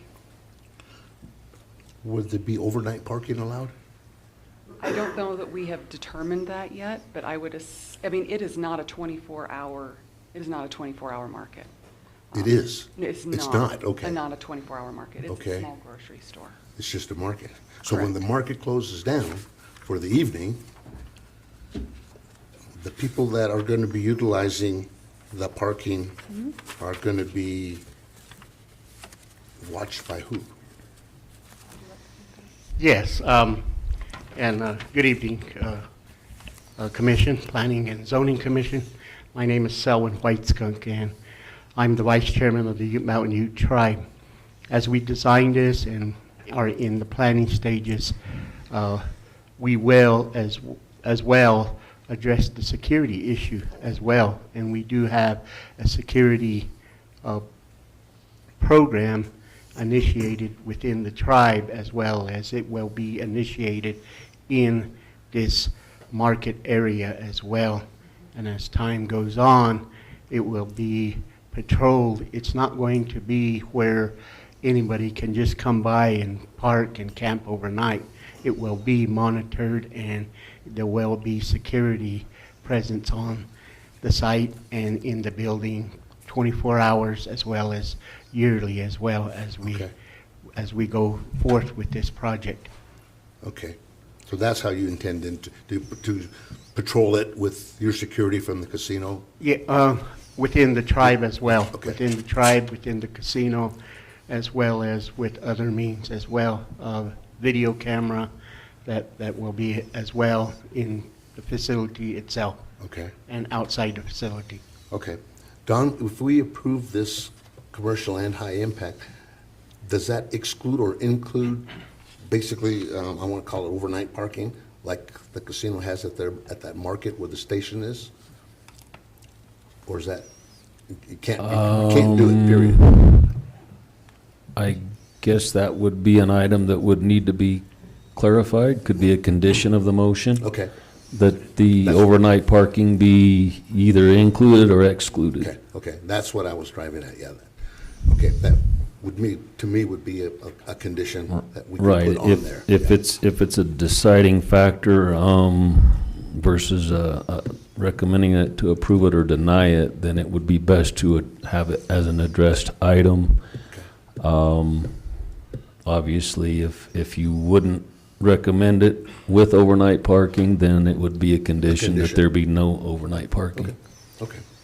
Again, it's just my thinking that if the store does shut down, then we need to have security, and I'm worried about, again, overnight parking. I know our sheriff is here. He says this falls under his jurisdiction too, so that's a long way from town. But we have He's at the casino, he'll be there. Anyone else? Commissioners? Any other comments, conditions? I'm sorry, I have to go back to this. I'm reading 9103 on non-conforming uses and previous approvals and exceptions. 9103.1 has to do with things that existed before the land use code was adopted. That doesn't apply. 9103.2, continuation. I think that's the part that Don was referring to, correct? Part 1, non-conforming uses or structures shall not be expanded or extended in any way except by compliance with all permit and zoning requirements of this code. That's being followed. Number 2, one non-conforming use or structure shall not be succeeded by another. That doesn't apply. Number 3, if a non-conforming use or structure is discontinued for a period of 12 consecutive months, it shall thereafter conform to the previous provisions of Chapter 2. Don, is that saying that if the use of that property has been discontinued for a period of 12 months, that exemption no longer applies and they must follow Chapter 2 provisions? That is correct. If you have a high impact permit and you cease to operate that permit for a period of 12 months, this did not have a high impact permit. This hadn't had anything. It was there for 50 years. Okay. It's always been operated as either a trading post type store or a convenience gas station. Yeah. And then under 9103.5, change or expansion of use. Major changes to an approved permit shall require the landowner to conform to the provisions of Chapter 2. Major changes shall include, but are not limited to, changes in use exceeding a measurable 10% of the permitted or historic use, which I think applies here. So, as I understand it, I cannot approve this permit as it stands. I love the idea. I really am rooting for you to do this because you're going to make use of property, but I can't accept that right-of-way infringement of almost 50 feet closer to the highway than it should be. So that's my position as I understand the land use code now. But you just said that it's existing permit, which it doesn't have a permit, right, Don? Correct. It doesn't say anything about a permit. thought I It just just said- says change in use of more than 10%. And that is 10% would require an amendment to an existing high-impact permit. Said permit. You used that word, I just didn't know if I misinterpreted it. Right, it's attached to the permit. So it's gonna be this one.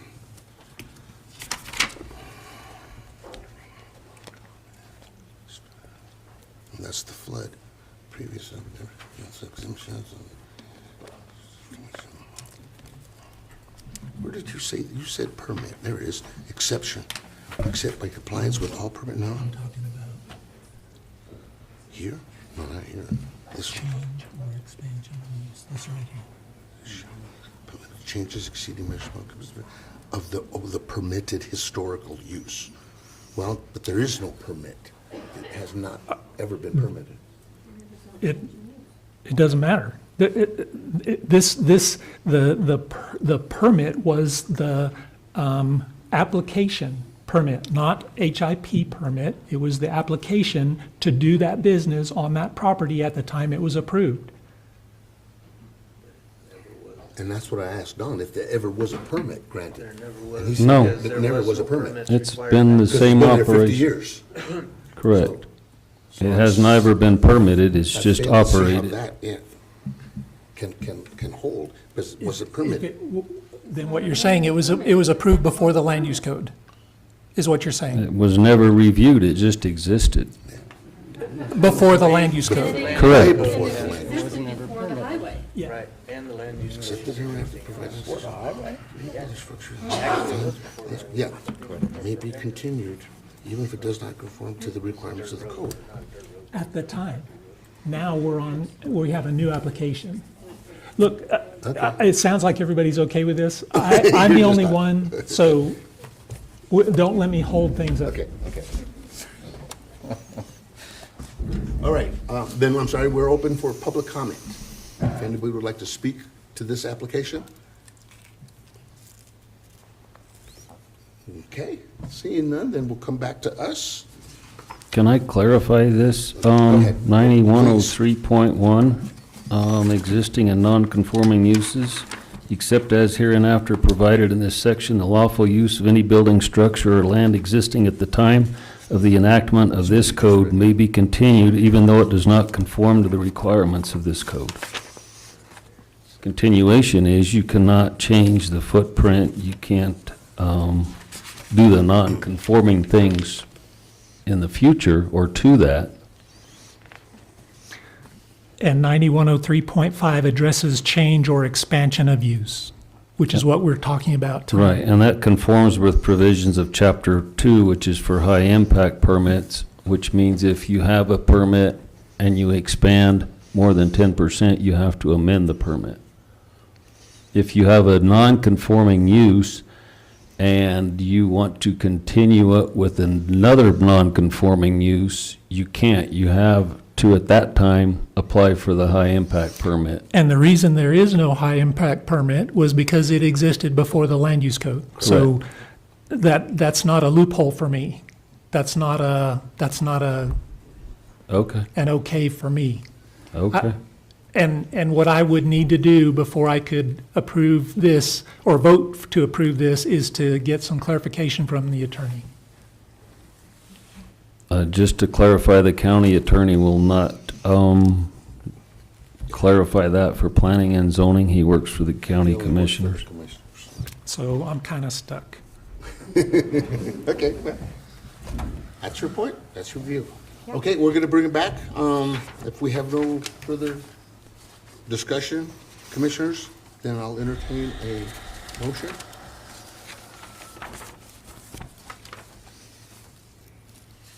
I'll make a motion to the, to recommend, to approve to the Board of County Commissioners a proposed commercial rezoning application along with the high-impact permit application submitted by the Ute Tribe, Agent Heather Daniels, and Rock Engineering based on the following. The proposed use is in conformity with the code.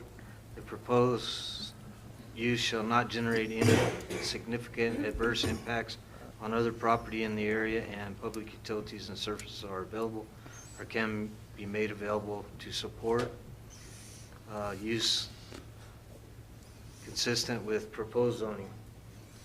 Conditions, did you want to add? Yes, I would no condition overnight parking. security that be, on that property, and maybe gates, 2 pipe gates, so when the day's over for the store, the last person leaves, an inspection is done, make sure no cars are still on the property that don't belong there, lock her up, and then we know nobody's gonna come in. That would be ideal. So definitely think about that one. Okay. Okay, we had a second? I'll second it. Okay, sorry. Sorry. Mr. Doyle. I just raised my hand up. Yeah, okay. Okay, Don, call for the vote. Commissioner I'm sorry, Hernandez? sorry, say No? again. More discussion? There's always a discussion after a motion. We have a discussion. Okay, we need a discussion Oh, after the After the motion. motion, yeah. Okay, further discussion, anyone?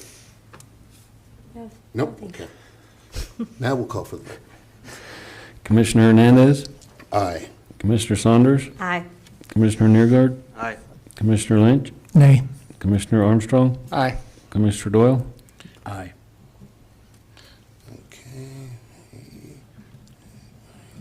Okay, the motion carried. It was 4-1. Thank you. 5-1. 5-1, sorry, 5-1. Good luck. Thank you. Thank you. Thank you.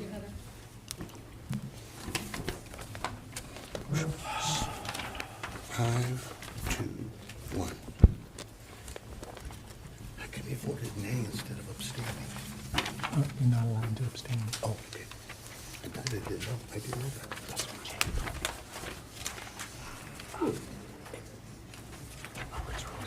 I was gonna say, yeah, Robert's usually, all right. Okay, moving forward. Roll call, please. Commissioner Hernandez? Here. Commissioner Saunders? Here. Commissioner Neergard? Here. Commissioner Lynch? Here. Commissioner Armstrong? Here. Commissioner Doyle? Here. Okay, notice is hereby given that the Montezuma County Planning and Zoning Commission will hold a public hearing for the purpose of reviewing and determining recommendations to be made to the Board of County Commissioners regarding a, oops, yes. No, Don, I gotta back up. Didn't we have a second on the Ute, did we have to vote for a high impact? That was covered in the motion. Okay, so it Commercial covered both of rezoning them. as well as. That's it, okay. Yeah, I'm okay. if we would have had a dissension in approving both of them or denying both of them, So then we would need separate motion. they're together. Correct. Okay, sorry, thank you. No, fair enough.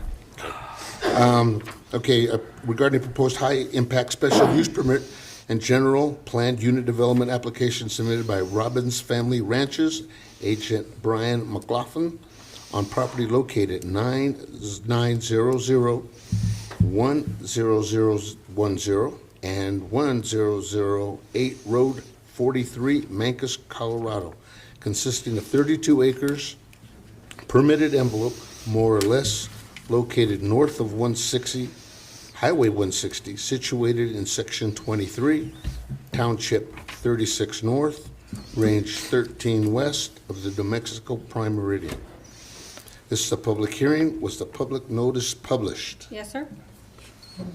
Evidence of letters to the adjoining neighbors and mineral owners submitted. Yes, sir? Was the sign posted? Yes, sir? Okay. Can we have the applicant come down?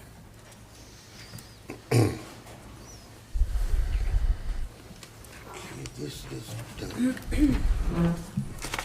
You'll need to turn those mics on and pull them up close to you. Okay, planning department findings. Okay, the applicant is proposing to create a glamping site with 5 glamping units and access to parts of the remaining ranch and a bathhouse. The surrounding properties consist of agricultural and residential uses, along with subdivisions in the vicinity. The existing driveway is off of Road 43 for the existing residence that is located at 9900 Road 43. There's an existing driveway access off of Highway 160 located for the 1000843 property. Any new driveway access will be required to be inspected and permitted through the County Road and Bridge Department. On February 28th, CDOT commented that it appears all access to the glamping will be off of County Road 43. And based on that, the applicant stating that the volume was 4 cars per day. However, a revised threshold standard was submitted to the planning office, and it was revised from 4 cars per day to 24 cars per day. And as of today, I have not heard back from CDOT as far as commenting on the revised application. And so then the plat will also need to show that the access easement to the proposed lots will be required to be built to the county road specifications of 60 feet in width. The infrastructure for utilities is in because already existing because of the houses on the property. Basically that is it, but I did get a letter from the Division of Water Resources that I would like to read. This came from Corey at the Division 7 of the Division of Water Resources. DWR does not have concerns over the source of potable water for the proposed development. However, does have concern in the future ability to maintain access to structures already existing on the property. The proposed redevelopment with the 32-acre envelope, mostly around the proposed glamping area, has the potential to disrupt currently existing irrigation and administrative activities. DWR would like some assurance that the redevelopment will not impact, 1, the root and ratliff ditch. Users of this ditch shall maintain historic access to the ditch in order to perform necessary and routine maintenance of the ditch to deliver irrigation water. Also maintain historic access to the headgate infrastructure for maintenance and adjustments. New activities shall not affect the flow of the water through the ditch pipeline in any way, and protect the headgate from tampering by guests. Additionally, any in-channel push-up structures that may be historically used to divert the channel's water towards the headgate shall not be altered by owners or guests on the property. Number 2, DWR gauging station. DWR also maintains a stream gauging station along a stretch of the Mancos River, just upstream of the proposed redevelopment. This requires access to the site with equipment and pickup trucks, as has been historically done. Recreational activities to this location of the East Mancos River shall not in any way alter the channel conditions, tamper with DWR infrastructure, or, excuse me, or impede access to the site by DWR staff. And that comes from Corey. Can I ask a question? Yes. In this application, it requires municipal review by the town of Mancos. Did you receive anything from them? No, I have not received any information from Mancos at all, as of today.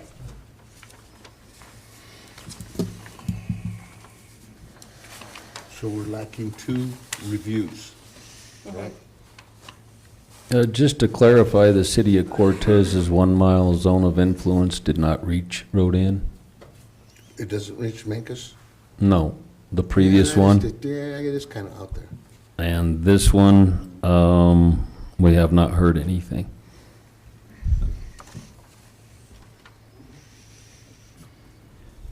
Okay, can you I'm not address gonna that comment for water Mancos. issue, those water issues? Are you're going to comply with what the water company wants as far as Yeah, access and- Mr. Robbins here, or Mr. Yeomans, excuse me. This is gonna be business as usual. If I need to add I'm the surveyor on the project. Okay.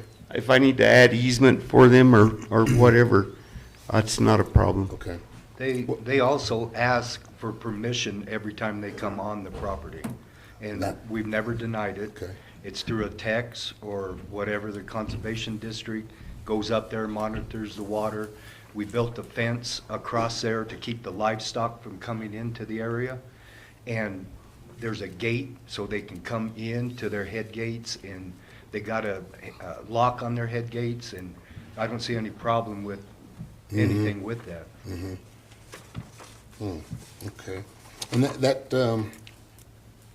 rat left ditch is an open ditch? They just put it in pipe. Oh, they put it in pipe? Yeah. So it and is enclosed? They completely did a restructure. There was probably about 3 acres of ground that we never could use because there was 2 ditches in there, the big ditches. So then they went in and put it in pipe and took 2 ditches and put it in one. And we went in there and cleaned the whole area and then come up with the idea of trying to do something to support the ranch. Okay. We don't want to, my wife promised her parents that she would not subdivide the ranch. We don't want a bunch of houses on the place. We don't even want this to go, but both of us are getting to the age that we want to retire. We don't want to keep working for the ranch. We want the ranch to pay for itself. Good thought process. Okay. Anybody else? Yeah, I mean, I work for the town of Mancos, so, we talked about this briefly before I came here, and I think our only questions were really about the access to the property, and if you guys have worked with CDOT yet, it seems like you've got the water infrastructure in place, so those were our 2 major considerations. Yeah, we've had rural water on the place for a lot of years, and we ran a line to, well, there's a bridge that I built to get to the other side there, and we just have a spigot there. Everybody the glamping sites that we have are just gonna use a got cooler, and then the bathhouse will use the majority of the water. Mm-hmm. And Mancos River has water year-round? Yes, and the root and ratliff ditch takes most of the river during the summertime. And so it runs right there, for fire mitigation or whatever. We shouldn't have a problem with that. Mancos River is a Blue Line Creek? I'm sorry? Is the Mancos River a Blue Line Creek? In other words, jurisdiction of Army Corps? Yes. It is, Yes, okay, it so is. then it's a Blue Line Creek, yeah. Yeah. If they have jurisdiction, Yeah, it's Blue we Line dug Creek. across the river and had to get a permit through Okay. Army Corps. Okay, I'm concerned with your campers, I got this nice looking little river, I gotta jump in there and, swim and everything else and, damage the river, if you will. How are we gonna address that? At certain times of the year, you don't really have much water in that river. Okay. And, It's the trickle. yeah, we have a pond that's real close that we're hoping they can go over there and fish and stuff like that. Okay. It's a real big pond. Okay. I don't see anything on this map that shows access to the clamping sites. And when I did this map, it was unclear how we were gonna access it, but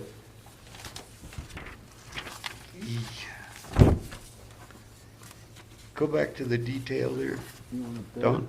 The detailed one, yeah. That's at Road 43. Right there, south of that bridge that you're, Bridge, okay. there's gonna be parking and access. Right. Oh, so it's gonna be the south of the The creek? bridge on County Road 43. Right Mhm. there. Right, there's the Go bridge. south a little bit.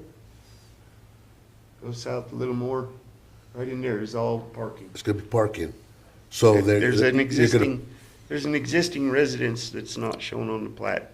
But basically, right there where that flood zone is, Mhm. will be, between there and the existing structure will all be parking. And then the clampers hoof it in. They'll walk in. They walk in, they hoof it Yes. in, okay, Yeah, the parking area that I got built right now is about 80 by 80, okay. somewhere right around there. Then I got signs up saying no vehicles past this point. Everything's lit up right now with solar lights that shine up. Okay. Okay. My only other question I have is, with the clamping sites being where they are and the vehicles being where they are, if we had an emergency situation, is there a second access to the clamping sites? Yes, there's the bridge he built that he was referencing earlier is four-wheeler accessible, and can you get And a pickup? then plus we got another access that goes into the arena, to the riding stables that we used to have.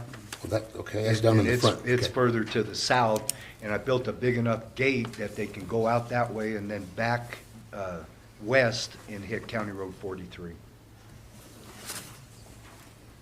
They can hit 44 from there, you're saying? No, sir. 44 is about a mile away. I know where it to is. Up that way a little bit further. I live on that road. Okay. Okay, see, doc, Is that your parking area there, Brian? Between the Yeah. house, right here? Okay. Yeah. that Because there's is- the bridge, there's your drive. Yep. That is the That's your parking area. then? Is that the bathhouse? That is the bathhouse, yes. And glamping's all in right here. Not that big, but yeah, right in there. And You know, that's- we just said we wanted to go with 4 more units, and we possibly might not even do that. Mhm. You know, we might scale it down a little bit and only do maybe 2 more, maybe 3 at the most. Just because we don't want them being too congested. Sure. You know, we're talking about doing some privacy fences, you know, to keep the people away from each other and stuff like that. So that's pretty heavy vegetation. Has the fire? I was just getting ready to say. Okay. Wildfire Mitigation Adaptive Partnership did say that the area around 9900, Road 43, does need a mitigation plan due to the proximity of dense vegetation to the structures. The other 2 locations were not so prone to all that dense vegetation, so they could go without a comprehensive plan. But the one does need one. Okay. And that'll get addressed, right? Yeah, yeah. I don't know about the vegetation. I mean, that's arguable because it's all in the cottonwood canopy. There's no vegetation in the actual glamping area besides the canopy of Just the big trees. big trees, okay. When they put that pipe in, it was really overgrown. I own a mulcher, and I went in there and mulched everything, all the dead vegetation, sprayed the weeds and everything, like Brian says. All that's left there is these cottonwood trees. Okay. We cut down the dead ones, so we kind of thinned them out quite a bit. Doesn't look anything quite like that right now. Basically what Wildfire Adaptive Partnership is wanting from you is a mitigation plan in case of wildfire. Where are these people going to go? How are they going to get off your property? Are they going to be safe? They want a plan. They want a comprehensive plan from you on how to keep your guests and others safe that are on your property. We can make a plan. It'll be a good one.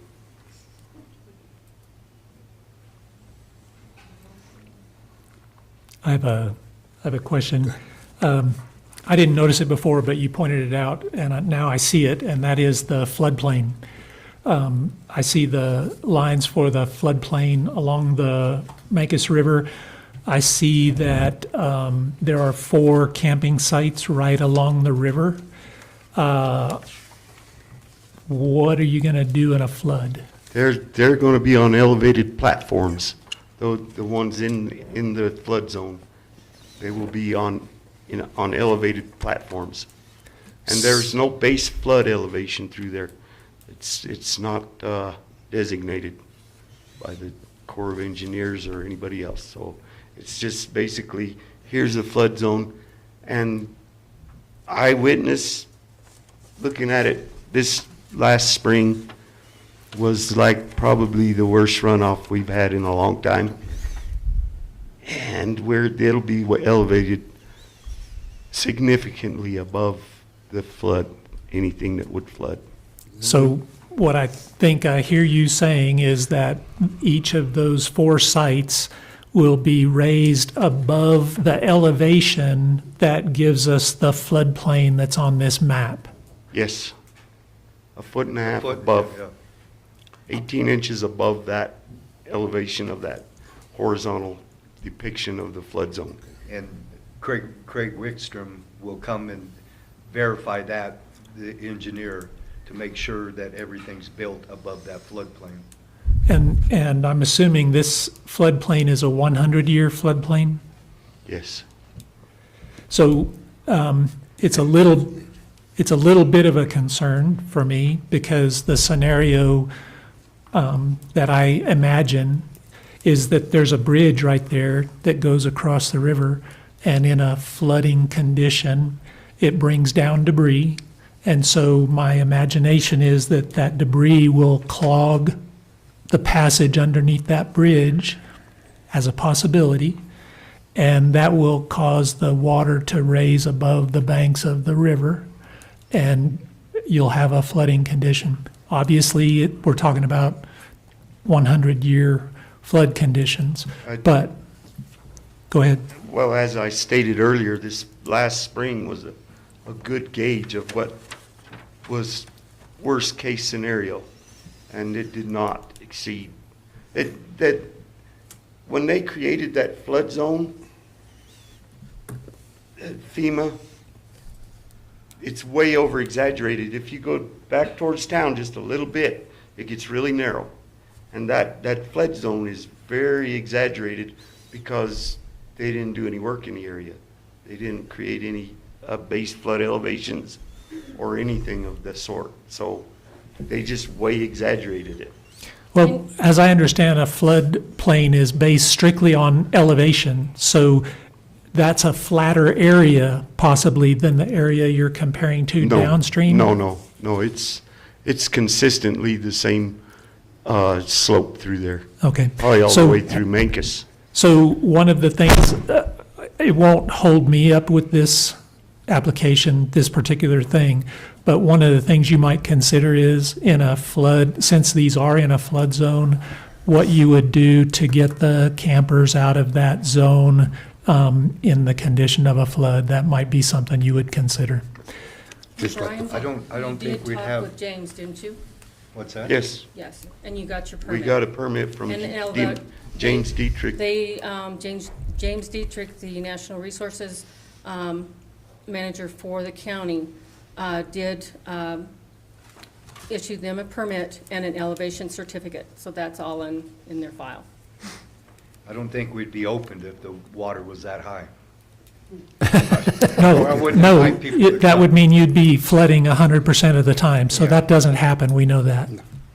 And I've lived in Mancos since '67, and the water don't run like it used to. Anybody else?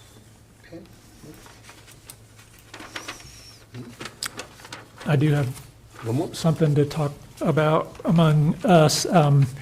This particular application is for a permitted envelope. And in the land use code, the word envelope is only used once. It's not used with zoning. It's only used in regard to where you can put a building on a parcel. There's an envelope, and then you choose within that envelope where to put that building. There is nothing in the land use code that I have found yet that allows a commercial envelope. And so because of that, I cannot approve this permit. So to clarify, this is not a commercial envelope. It's a general planned unit development, which can encompass more than one property. The only designation is with a survey and a plat to show what is included in the PUD and what wouldn't be, so that any future development has to stay within those confines. Same as a high impact permit. It can cover more than one parcel, and it would include this designated, legal described, platted, we call it an envelope, call it an area, call it whatever you need to. It's the legal description of the permitted area. This is the same thing we had with that other clamping site. Those two Right. parcels are together. Right, So, and it encompasses more than one property, so you can't just say this guy's land and this guy's land. You have to have the legal description so you can show the meets and bounds. Okay, if nothing else, we'll open up for public comment. Anybody wishing to speak on this application? Okay, seeing none, then we'll bring it back to us. If we have nothing else, then I'll entertain a motion.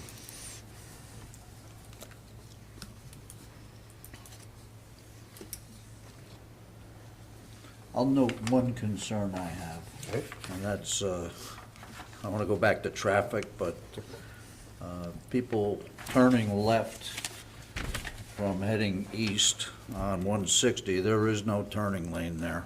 Right. And when I drive by there, oftentimes you see somebody hitting their brakes hard. It's not the easiest road, 43, to see. And if I have a concern, it's concern of traffic going in there. I believe it's gonna be a problem. Okay. I don't know what the answer for it is. It may be ideal if you had a turning lane there. And Jenny, you said you had not heard from CDOT? As of this afternoon, I have not heard back from Dan Rusin from CDOT in Denver. He's the regional manager. Okay. Maybe I'm confused about which one we're on, but did you mention a round trip per day for this? 24. He talked about It's in 24 there. cars per day. 24. What Dan Rusin first reviewed was the 4 cars per day, and that was before the revision of the application. And he has not commented yet on the revision. Okay. I think we could put 2 conditions on that. Yeah, that's That wildfire mitigation plan be made, and that, we see or CDOT does make a recommendation one way or the other. Okay, we're still open for the motion? I'll make a motion to recommend to the Board of County Commissioners to approve a proposed high-impact special use permit and general planned unit development application submitted by Robbins Family Ranches, Agent Brian McLaughlin, based on the following. The proposed use is in conformity with the code. Proposed use shall not generate any significant adverse impacts on other property in the area, and public utilities and services are available or can be made available to support uses consistent with the proposed zoning, with the following conditions: a approved wildfire mitigation plan and a updated CDOT study and approval for access. Good. Second? I'll second.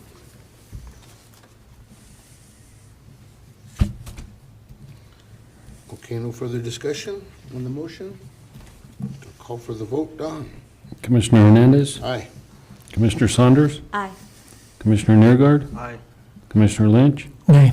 Commissioner Armstrong. Aye. Commissioner Doyle. Aye. Okay, the motion carried. The vote was 5-1.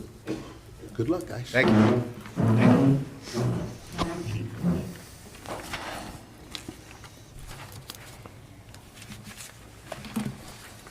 Okay, Don, can we have roll call? Commissioner Hernandez. Here. Commissioner Saunders. Here. Commissioner Nergard. Here. Commissioner Lynch. Here. Commissioner Armstrong. Here. Commissioner Doyle. Here.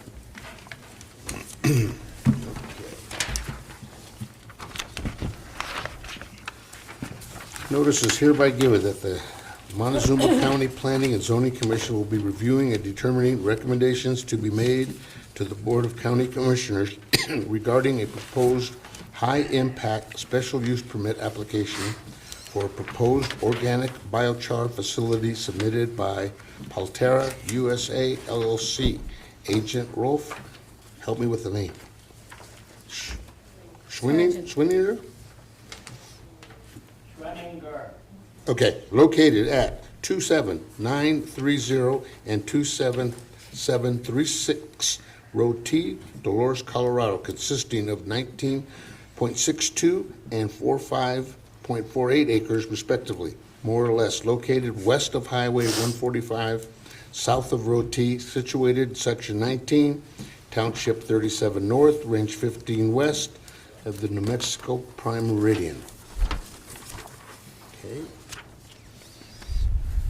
This is a public hearing. Was the public notice published? Yes, sir? Evidence to the letters adjoining neighbors and mineral owners submitted? Yes, sir? Was a sign posted? Yes, sir? Would the applicants like to come down?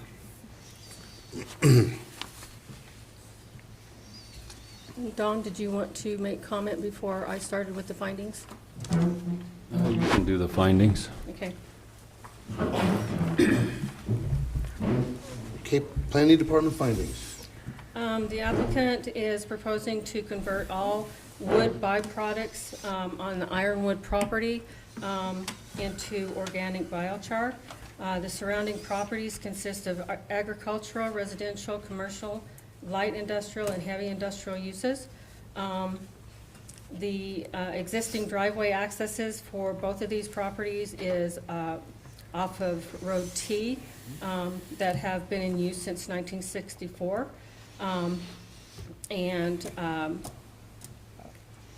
The applicant did speak with Road and Bridge, I believe. And on February 28th, CDOT commented that this project does not have any direct access to the highway.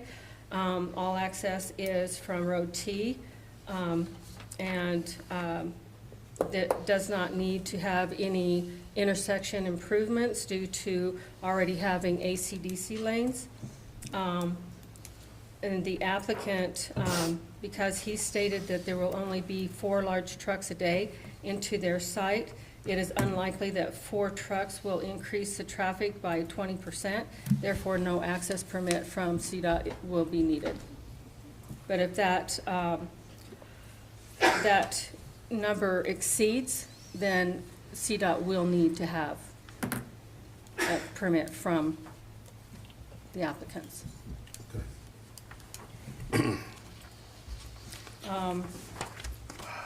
Let's see here, what else? All the infrastructure is already in due to it already been a business before. So that's basically it. Okay. Don, Okay. I'm sure you want to say something?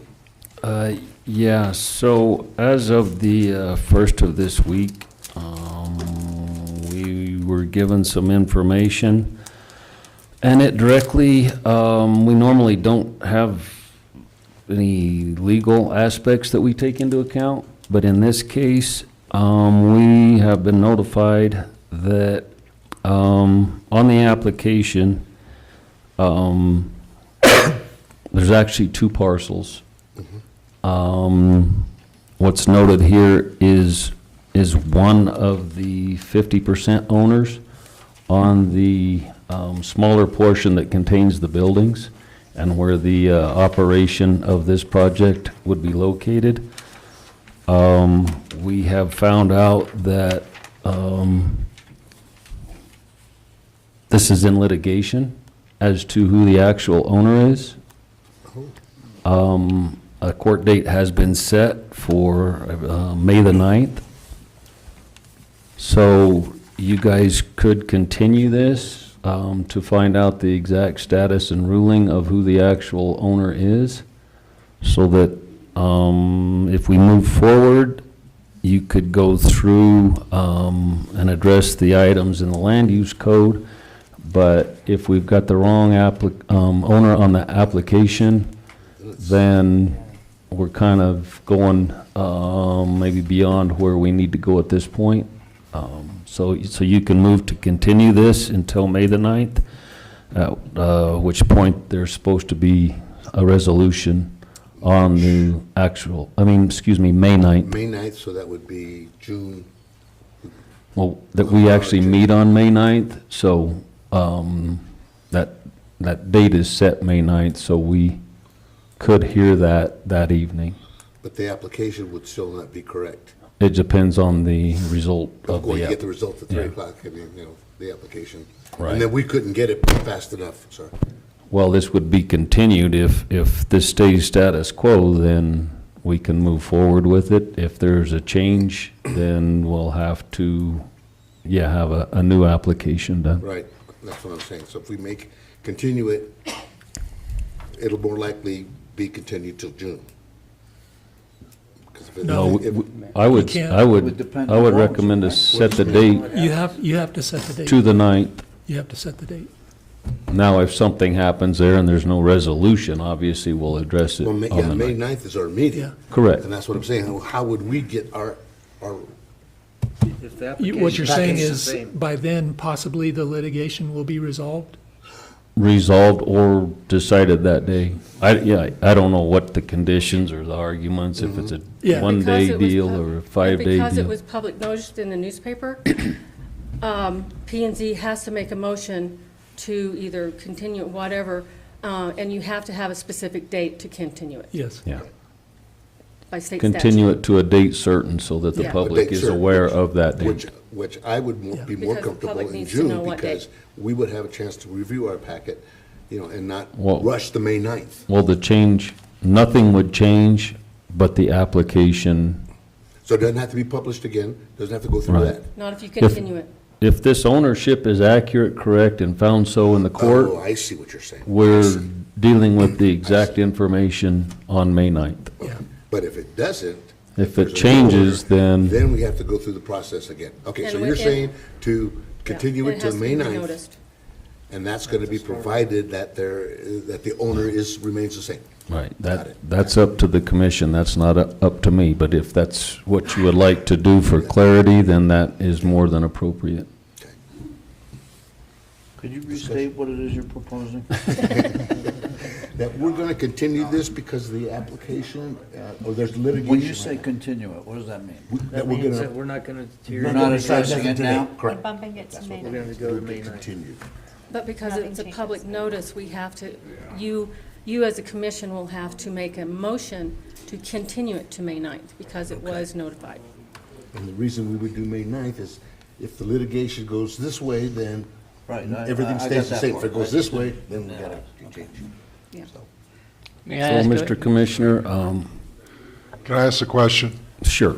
All right, can we go through this process and figure out what you guys are going to vote? I've had to fly in here, and I fly a lot all around the world.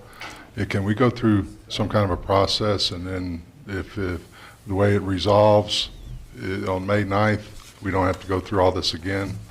Because, I flew in here. It looks like there's an awful lot of people who'd like to give you a comment.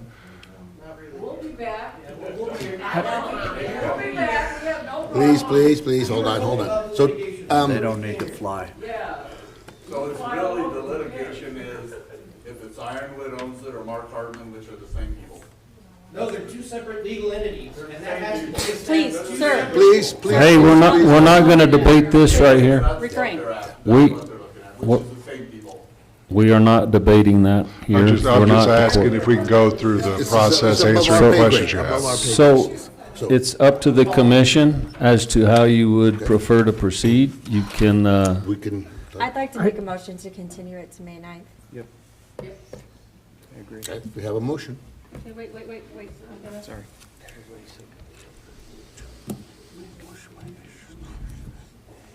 So you recommend? To continue. Yes.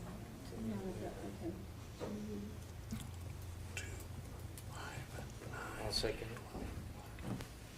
Niergaard, Doyle, Mr. Doyle? Mr. Niergaard. Ted? Yeah, Ted. I second. Okay, we have a Continue. motion and a second. Any further discussion then? Yes, I'd like Oh. to. Okay. Can I have, you state for the record why you're continuing it? So that I can have it in the minutes? Because then Because of the legal. Because of the Yeah, Name? because of Okay. the information that Don presented during this meeting that we did not have before this meeting Okay. regarding litigation. And we don't feel comfortable, I don't feel comfortable Okay. making a decision this evening. Okay. And you can attend virtually. I mean, that's always, that's, That's all I need to hear. that's been an option for people before, yeah. I'm fine with that. yes, sir, I can get you a Zoom link. I'm good then, we don't need to talk. Okay, fair enough. Wait a minute, we have one. Right. Yes, you had something to say. So I don't believe, correct me if I'm wrong, I don't believe it's necessary that we continue it because it is in litigation. The Board of County Commissioners won't make a decision until that litigation is complete and a decision is made. If our recommendation, if the application doesn't change and we recommended to approve it, then they go ahead and move forward.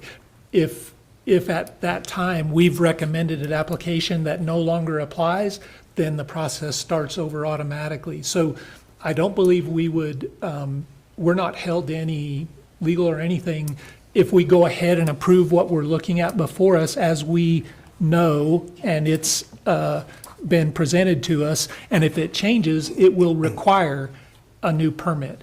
But if it doesn't change, they're already approved, well, if we do approve it, they're already to go to, before the commissioners. Correct. You have your two options. You can address the application and go through the procedures, or it all depends on how you vote on the motion. We have a motion and a I know, second. I know, and you have not voted yet. No, we have not voted yet. So you are correct. You can address this either way. That's what I was letting you know, is you can address it on the merits of the application and the submittals. Or you can move to continue it. So I would like to go ahead and review it on its merits because it doesn't take anything away or add to our permitting review.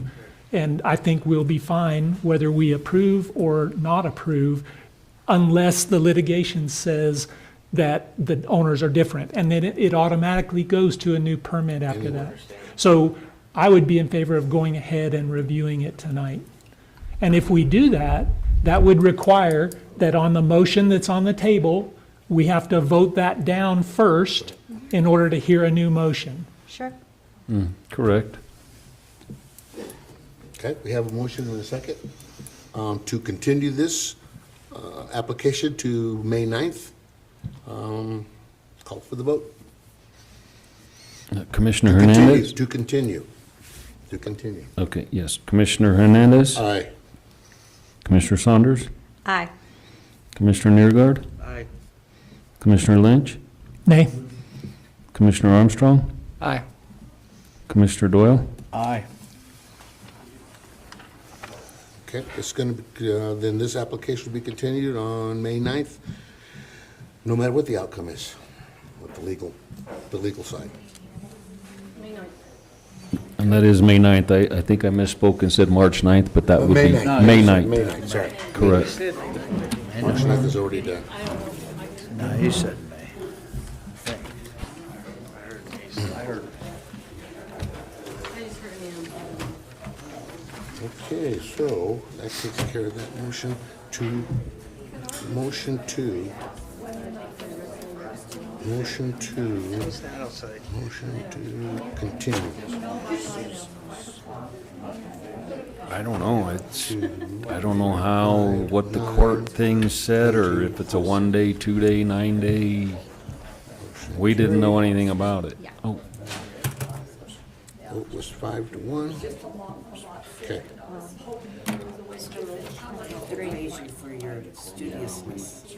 I like you the best of all of them. There's some serious problems with the application itself. I would hope that you guys consider these comments before. You should have got them electronically from Ian, but the package itself.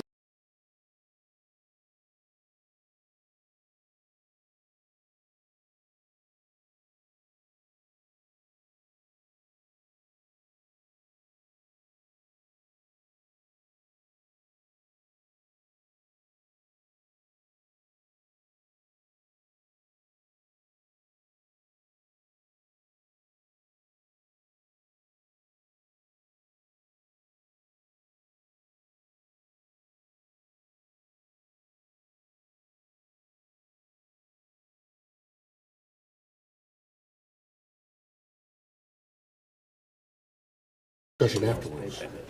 So before we can discuss, we have to have a motion. So we have to have a motion before we can discuss the motion. Okay. all right, additional discussion, Commissioner Hernandez. Roll call. Here. Commissioner Saunders. Here. Commissioner Neergard. Here. Commissioner Lynch. Here. Commissioner Armstrong. Here. Commissioner Doyle. Here. Now we have additional discussion. Now you got additional discussion. Okay, so the item is to discuss the possibility of revising the land use code. Robert's Rules says you have to have a motion in order to have a discussion on that motion. So I move that this Planning and Zoning Commission begin the process of updating the land use code. Can I ask a question? Is that a motion you're making? I'm making a motion. Well, if we get a second, then we'll have a discussion. And Yeah, And I'm the not process. I'm me- not seconding. The process means that when you second, you're not saying you're voting for or Right, I know against. that. It's just to get into the discussion part of it.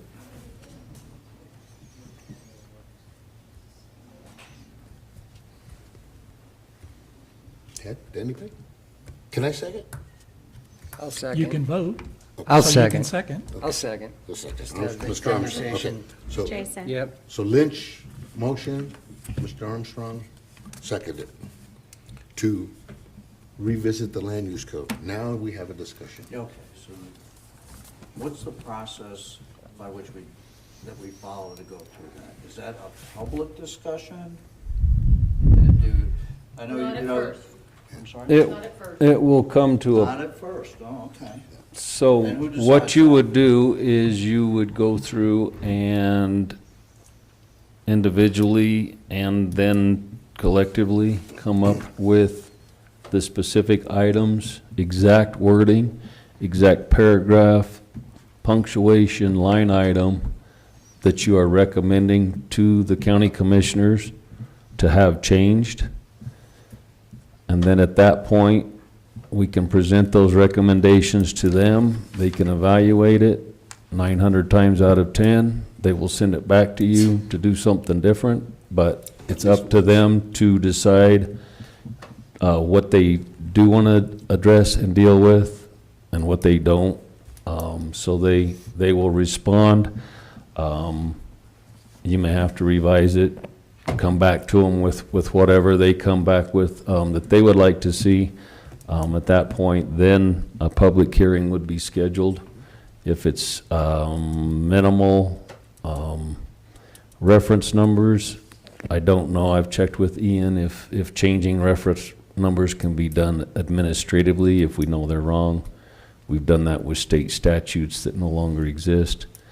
If it's numerous items and considerably impacts the public, there may be 1, 2, or 3 public meetings prior to a vote by the county commissioners. And prior, before it goes to recommendation for BOCC, the Planning and Zoning Commission needs to be very specific with their items of discussion, because they will not take it seriously if you do not. I have a question. In the process, after you do the public hearings, does it come back to the commission in order to take into account those comments, or is that strictly the step before the commissioners consider it? It's the step before the commissioners can make a decision. They can send it back to you with the input to address those issues. Okay, So yeah, it doesn't have to be a done deal.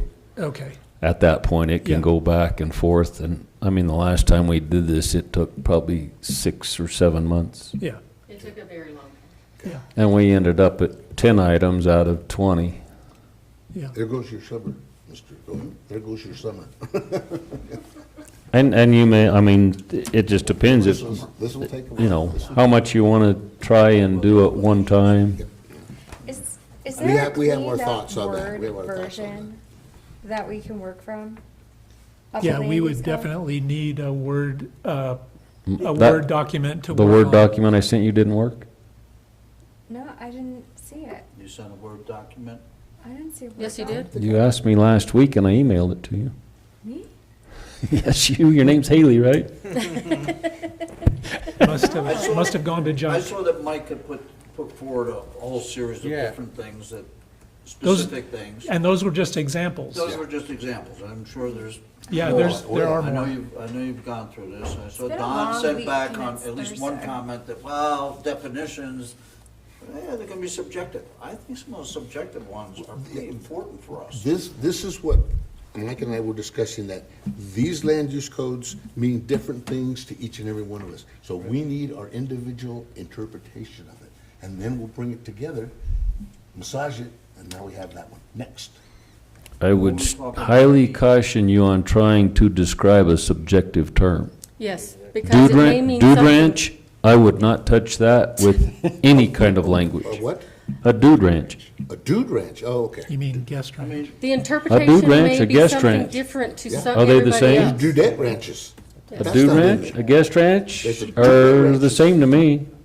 well. If you're we talk 60 about rural community, we had this come up with the. If you're 61, then it's something from if you're 31. To me, the objective. Right, Jason? Again, you have 6 of us up here. If you don't meet that objective, I don't care what else it says. You have input, and I think that's important. And that's subjective on my part. But subjective to you can be something different to Yes, it me. can. Of And something different to John and to Mike and. Yeah, what's the So- significant That's what you adverse said. impact? Not having a Yeah. list of subjective glossary or whatever, or terms, really would not be conducive to anybody reading it, because you read it and you say, okay, this is what it means. I read it and this is what it means. John reads it, this is what it means. So it's kind of redundant, in a s- in It is so and to it speak. isn't. I mean, if we're talking Well, about yeah. Dollar General, we see the whole audience here. I mean, I don't believe, besides the guy that was sitting here, that there was anybody that thought that was a cool deal to do. And at the same time, I'm conflicted because this guy bought property that, to do something that matched the zoning. I mean, I would like to see, That's where I do was we with need the to whole thing. review zoning in this county? But I think that's Well, we- this whole review process, and We have also something to address that.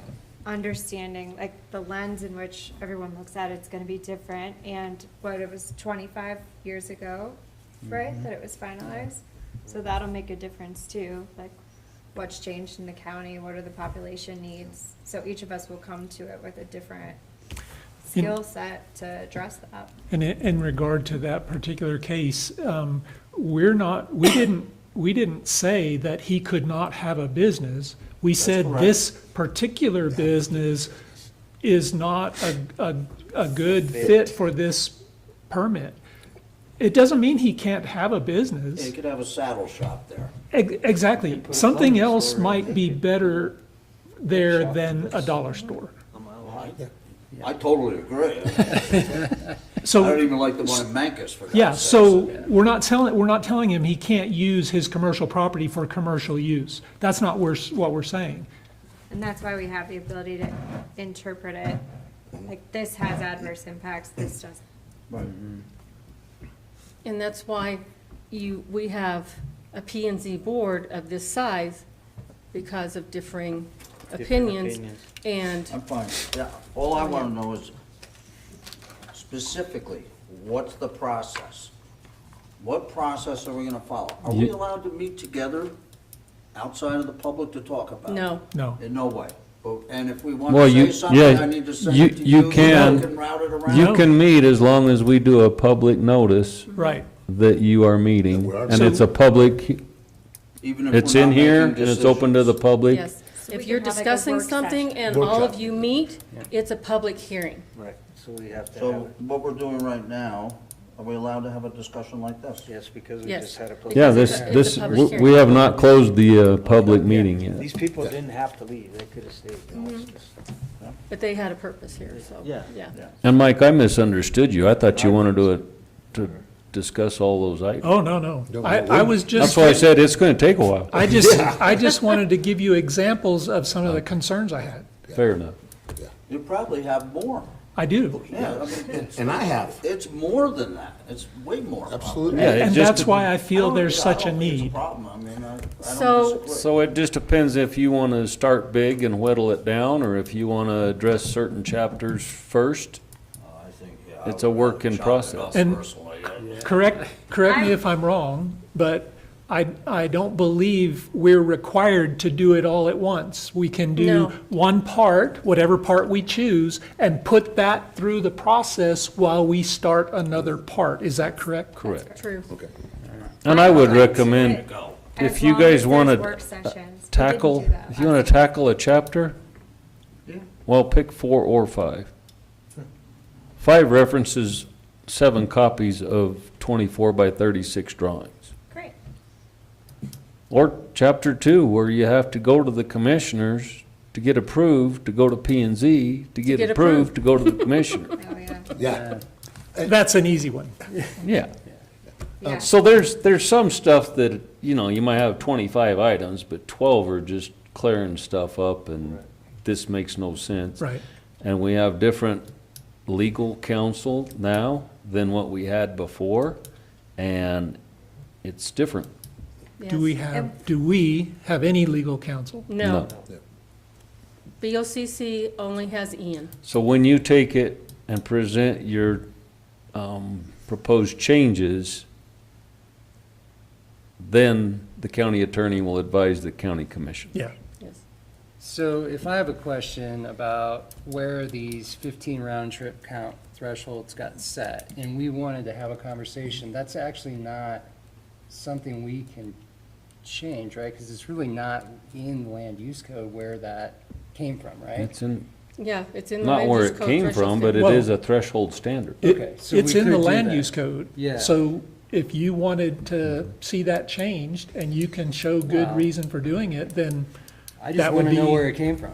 oh, okay. So Why I we can use check it. with Commissioner Lindsay, and hopefully he'll remember, because he was Okay. a commissioner at the Yeah, he point was they part were of- adopting the land. Well, use. that's one example, so. okay. Right, yeah, there's stuff where Okay. As some long as we people aren't can sure where it came from. have work sessions, I think it's fine. We did not have work sessions last time, and things got completely misconstrued because we were having discussions, and it was taken as, this is what we're proposing, when that was, nothing was finalized. I'm with you. I think having work sessions would. Also, like you all did last time, you had your individual lists of what you want to see changed.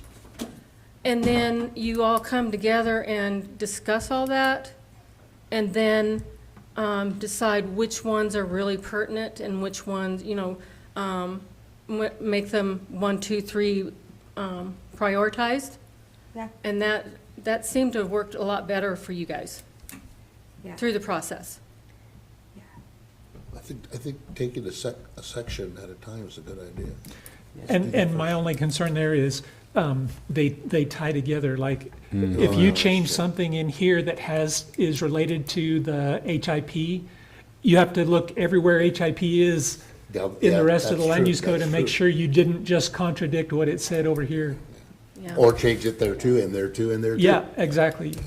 Well, do you Because all each wanna, chapter is like, is- marinate on it and decide if you want to take it chunk by chunk before making a decision like that and realizing Yeah.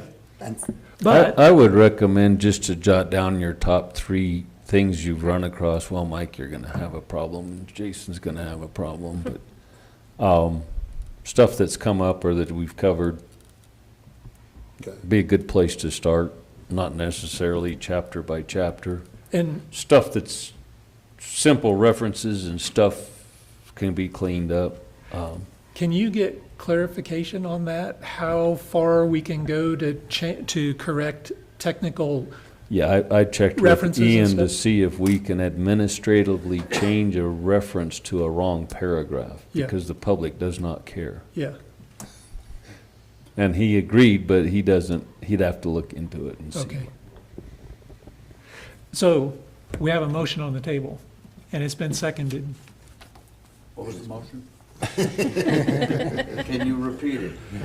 The motion is that this P and Z commission begin the process to update the land use code. That's perfect, good way to say it. okay. Yeah, it's been seconded, so we And it was seconded by Ted? No, Mr. By Oh, sorry, Jason. Mr. Yep. Jason seconded. Okay. Jason seconded. Are you ready? Need Ready a call to vote. Commissioner Hernandez? Aye. Commissioner Saunders? Aye. Commissioner Neergard? Aye. Commissioner Lynch? Aye. Commissioner Armstrong? Motion two. And Commissioner Doyle? Yes. Motion two. And I have additional discussion myself. And I will email each of you a Word document. Or I'll send you both, a Word document and a PDF. You can word search both of them. Yeah, you can change one. Okay, sounds cool. Okay, that's all? Okay, so my additional discussion, Sorry. I don't know if y'all looked at the postage that was on the packets that I sent to you? Yeah. It's $8 a piece. Yeah, I came down to get it from you. Yeah, I You know. weren't ready. No, this was for this meeting, not for April. I'm aware of that. Yeah. That's what So- the reimbursement is for driving to town. Yeah? Well, Not if everybody lives in necessary, I will Cortez. deliver them to you y'all. I know where you work. Oh, I don't go there. Oh, you're not there? I got 'em- I work at my house. Come on over. Oh.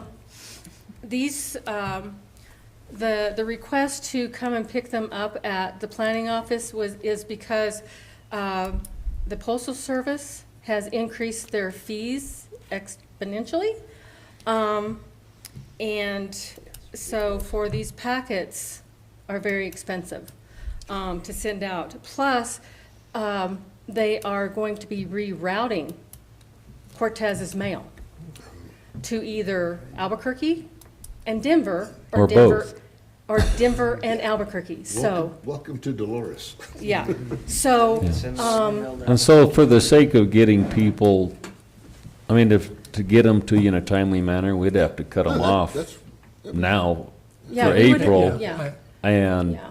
Can you just give it digitally and then anybody who wants it can pick it up?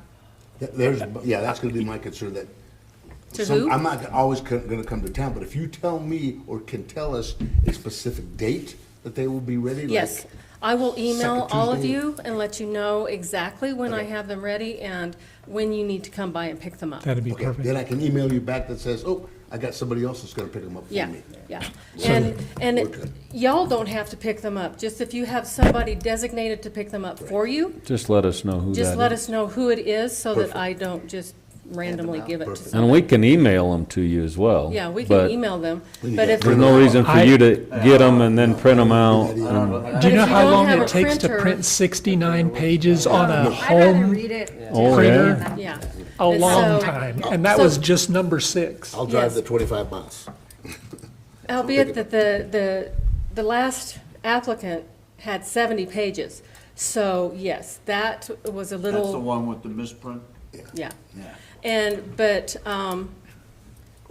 with the postal fees going up, and they continue to go up, and these, the Postal Service is not sure that the amount that they've already increased it to is going to stay that for very long. So it's going to continue to go up.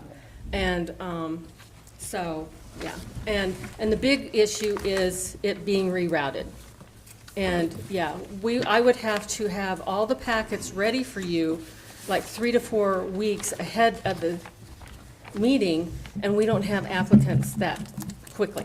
And when they reroute, they understand. lose. Do you need a motion on this? Yeah, and they or we'll lose just- it. We'll get the, we'll come and see. Yes, I will let you all know when I have everything ready, and then tell you when to come and pick it up. That works. And your homework is to tell me if you all are going to be picking them up, or if you have somebody else designated to do it. Perfect. Can definitely. Can I make a comment while we're still in public hearing here? Yeah. This last one that we had a continuance on, I mean, it's a brutal thing to go through. Forget about the printing side was one of it, but I was in the chemical industry for 21 years. I ran over 7 chemical plants, and I would need a chemical engineer to sit with me to go through what was submitted, to understand it. I would have to have somebody interpret that for me. And my guess is, I don't know all everybody's background here, but I bet you I'm as capable of reading that and understanding it as anybody here. I'll I mean, second this thing that. is, And you can tell these people. I mean, listen, I got online to see what biochar was all about, and Me the too. process Yeah. that they did. you know, You know. So did I. the heat, the emissions. Yeah. This thing is, My question, I mean, I almost don't, to be honest with you, I don't even think we're qualified to make a judgment on it without some help. I'm just making a comment. Basic premise, you grind up the debris, All the debris. Right, put it in the I kiln. understand the basic process. you cook it without oxygen, yeah, you cool it, cook it. you take it out, it's basically charcoal sticks. Yep. You throw it through a grinder, so you have that as a soil Fine, yeah, amendment. fines, Now you right. can mix it with something else or not. So that's the bottom line, basic premise. In order to operate, the sample air quality permit is through their Berthoud plant, just because I wanted them to prove that Colorado would issue one for this type of operation. But they can't obviously say, well, this is our permit, because until you have the kilns there and have them sampled and run for But X they are amount running a plant in Colorado. right? at Berthoud. So, and when we look at our things and we have the adjacent property owners, and you look at that map, because it's not actually that many, I feel whether it was 7 or 8, but then if I zoom down on the GIS map here, I see all kinds of 3-acre properties within half a mile. A lot, and I'm guessing a lot of those people here. Oh, yeah. Maybe they're not, maybe all those people are not even aware of it. I mean, I would be, I'd be deeply concerned to be anywhere near the friggin' thing. Well, I mean, it's got to be better than what's sitting out there right now. Yeah. I mean, that, holy, did you drive by there? No, I You've didn't got- have a chance to drive You down. must have 200 rows of, and I can't call it, It's 40 acres. I can't call it, and it's covered every 40, except for the building, except for Is the that building. the wood debris? It is, that's it is What it not is- chip. It looks like veneer. It is. Veneer. That was a Veneer. plywood plant. So they. It's they the veneer they logs. peeled and didn't use and left That's- laying that's around what in it the is. Yeah, they pond. left it all And laying. you have these and then- rows that, like Don said, they cover all 40 acres. They're, Well, you should've between the seen- rows is maybe 6 feet, and the rows are 6 to 7 feet tall. You I should mean, have as seen it a a year ago. citizen here, I just assume them ship that stuff to Weld or wherever the hell that other plant is. Well, you missed the 100,000 cubic yard pile that it That's- started as. That's the now big one. at the dump. Yeah. It's in our Some of landfill. it's in It's the in our 60 backyard. feet tall, Mike. Yeah, oh, yeah. Yeah, yeah. 6-story building. Yeah, when they shut that So down, I got a why call and I went can't out and got we- logs for I mean, firewood because they were to too me, dry. looking I at was the loving it. biochar thing, God, there's it was lot of crap a on good there. way to get rid of that mess. It was a good way to get rid of it. What I don't like, though, is giving them a high impact to create the same problem as we did with the lumberyard. So that's why there would be conditions and limitations. Why couldn't we just give them a special use permit to clean everything up? If everything is good, everything is cool, the neighbors finally, you know, hey, we're okay now, they're not making the noise we thought they were gonna make, the stink is not there, let them come back for high impact. Because what I see is a transfer station. Now they're gonna start bringing all this biomass in, you know, to Well, start. my recommendation, well, I don't know if we can discuss that part of it. We can't go through the application right now. No. Because it's a public Because hearing. it's already there, yeah. I didn't make a motion That about would have it, been, but that would what have been I my tell you, discussion I had tonight. emotion about it when I was reading it. Yeah, it would have been my discussion tonight.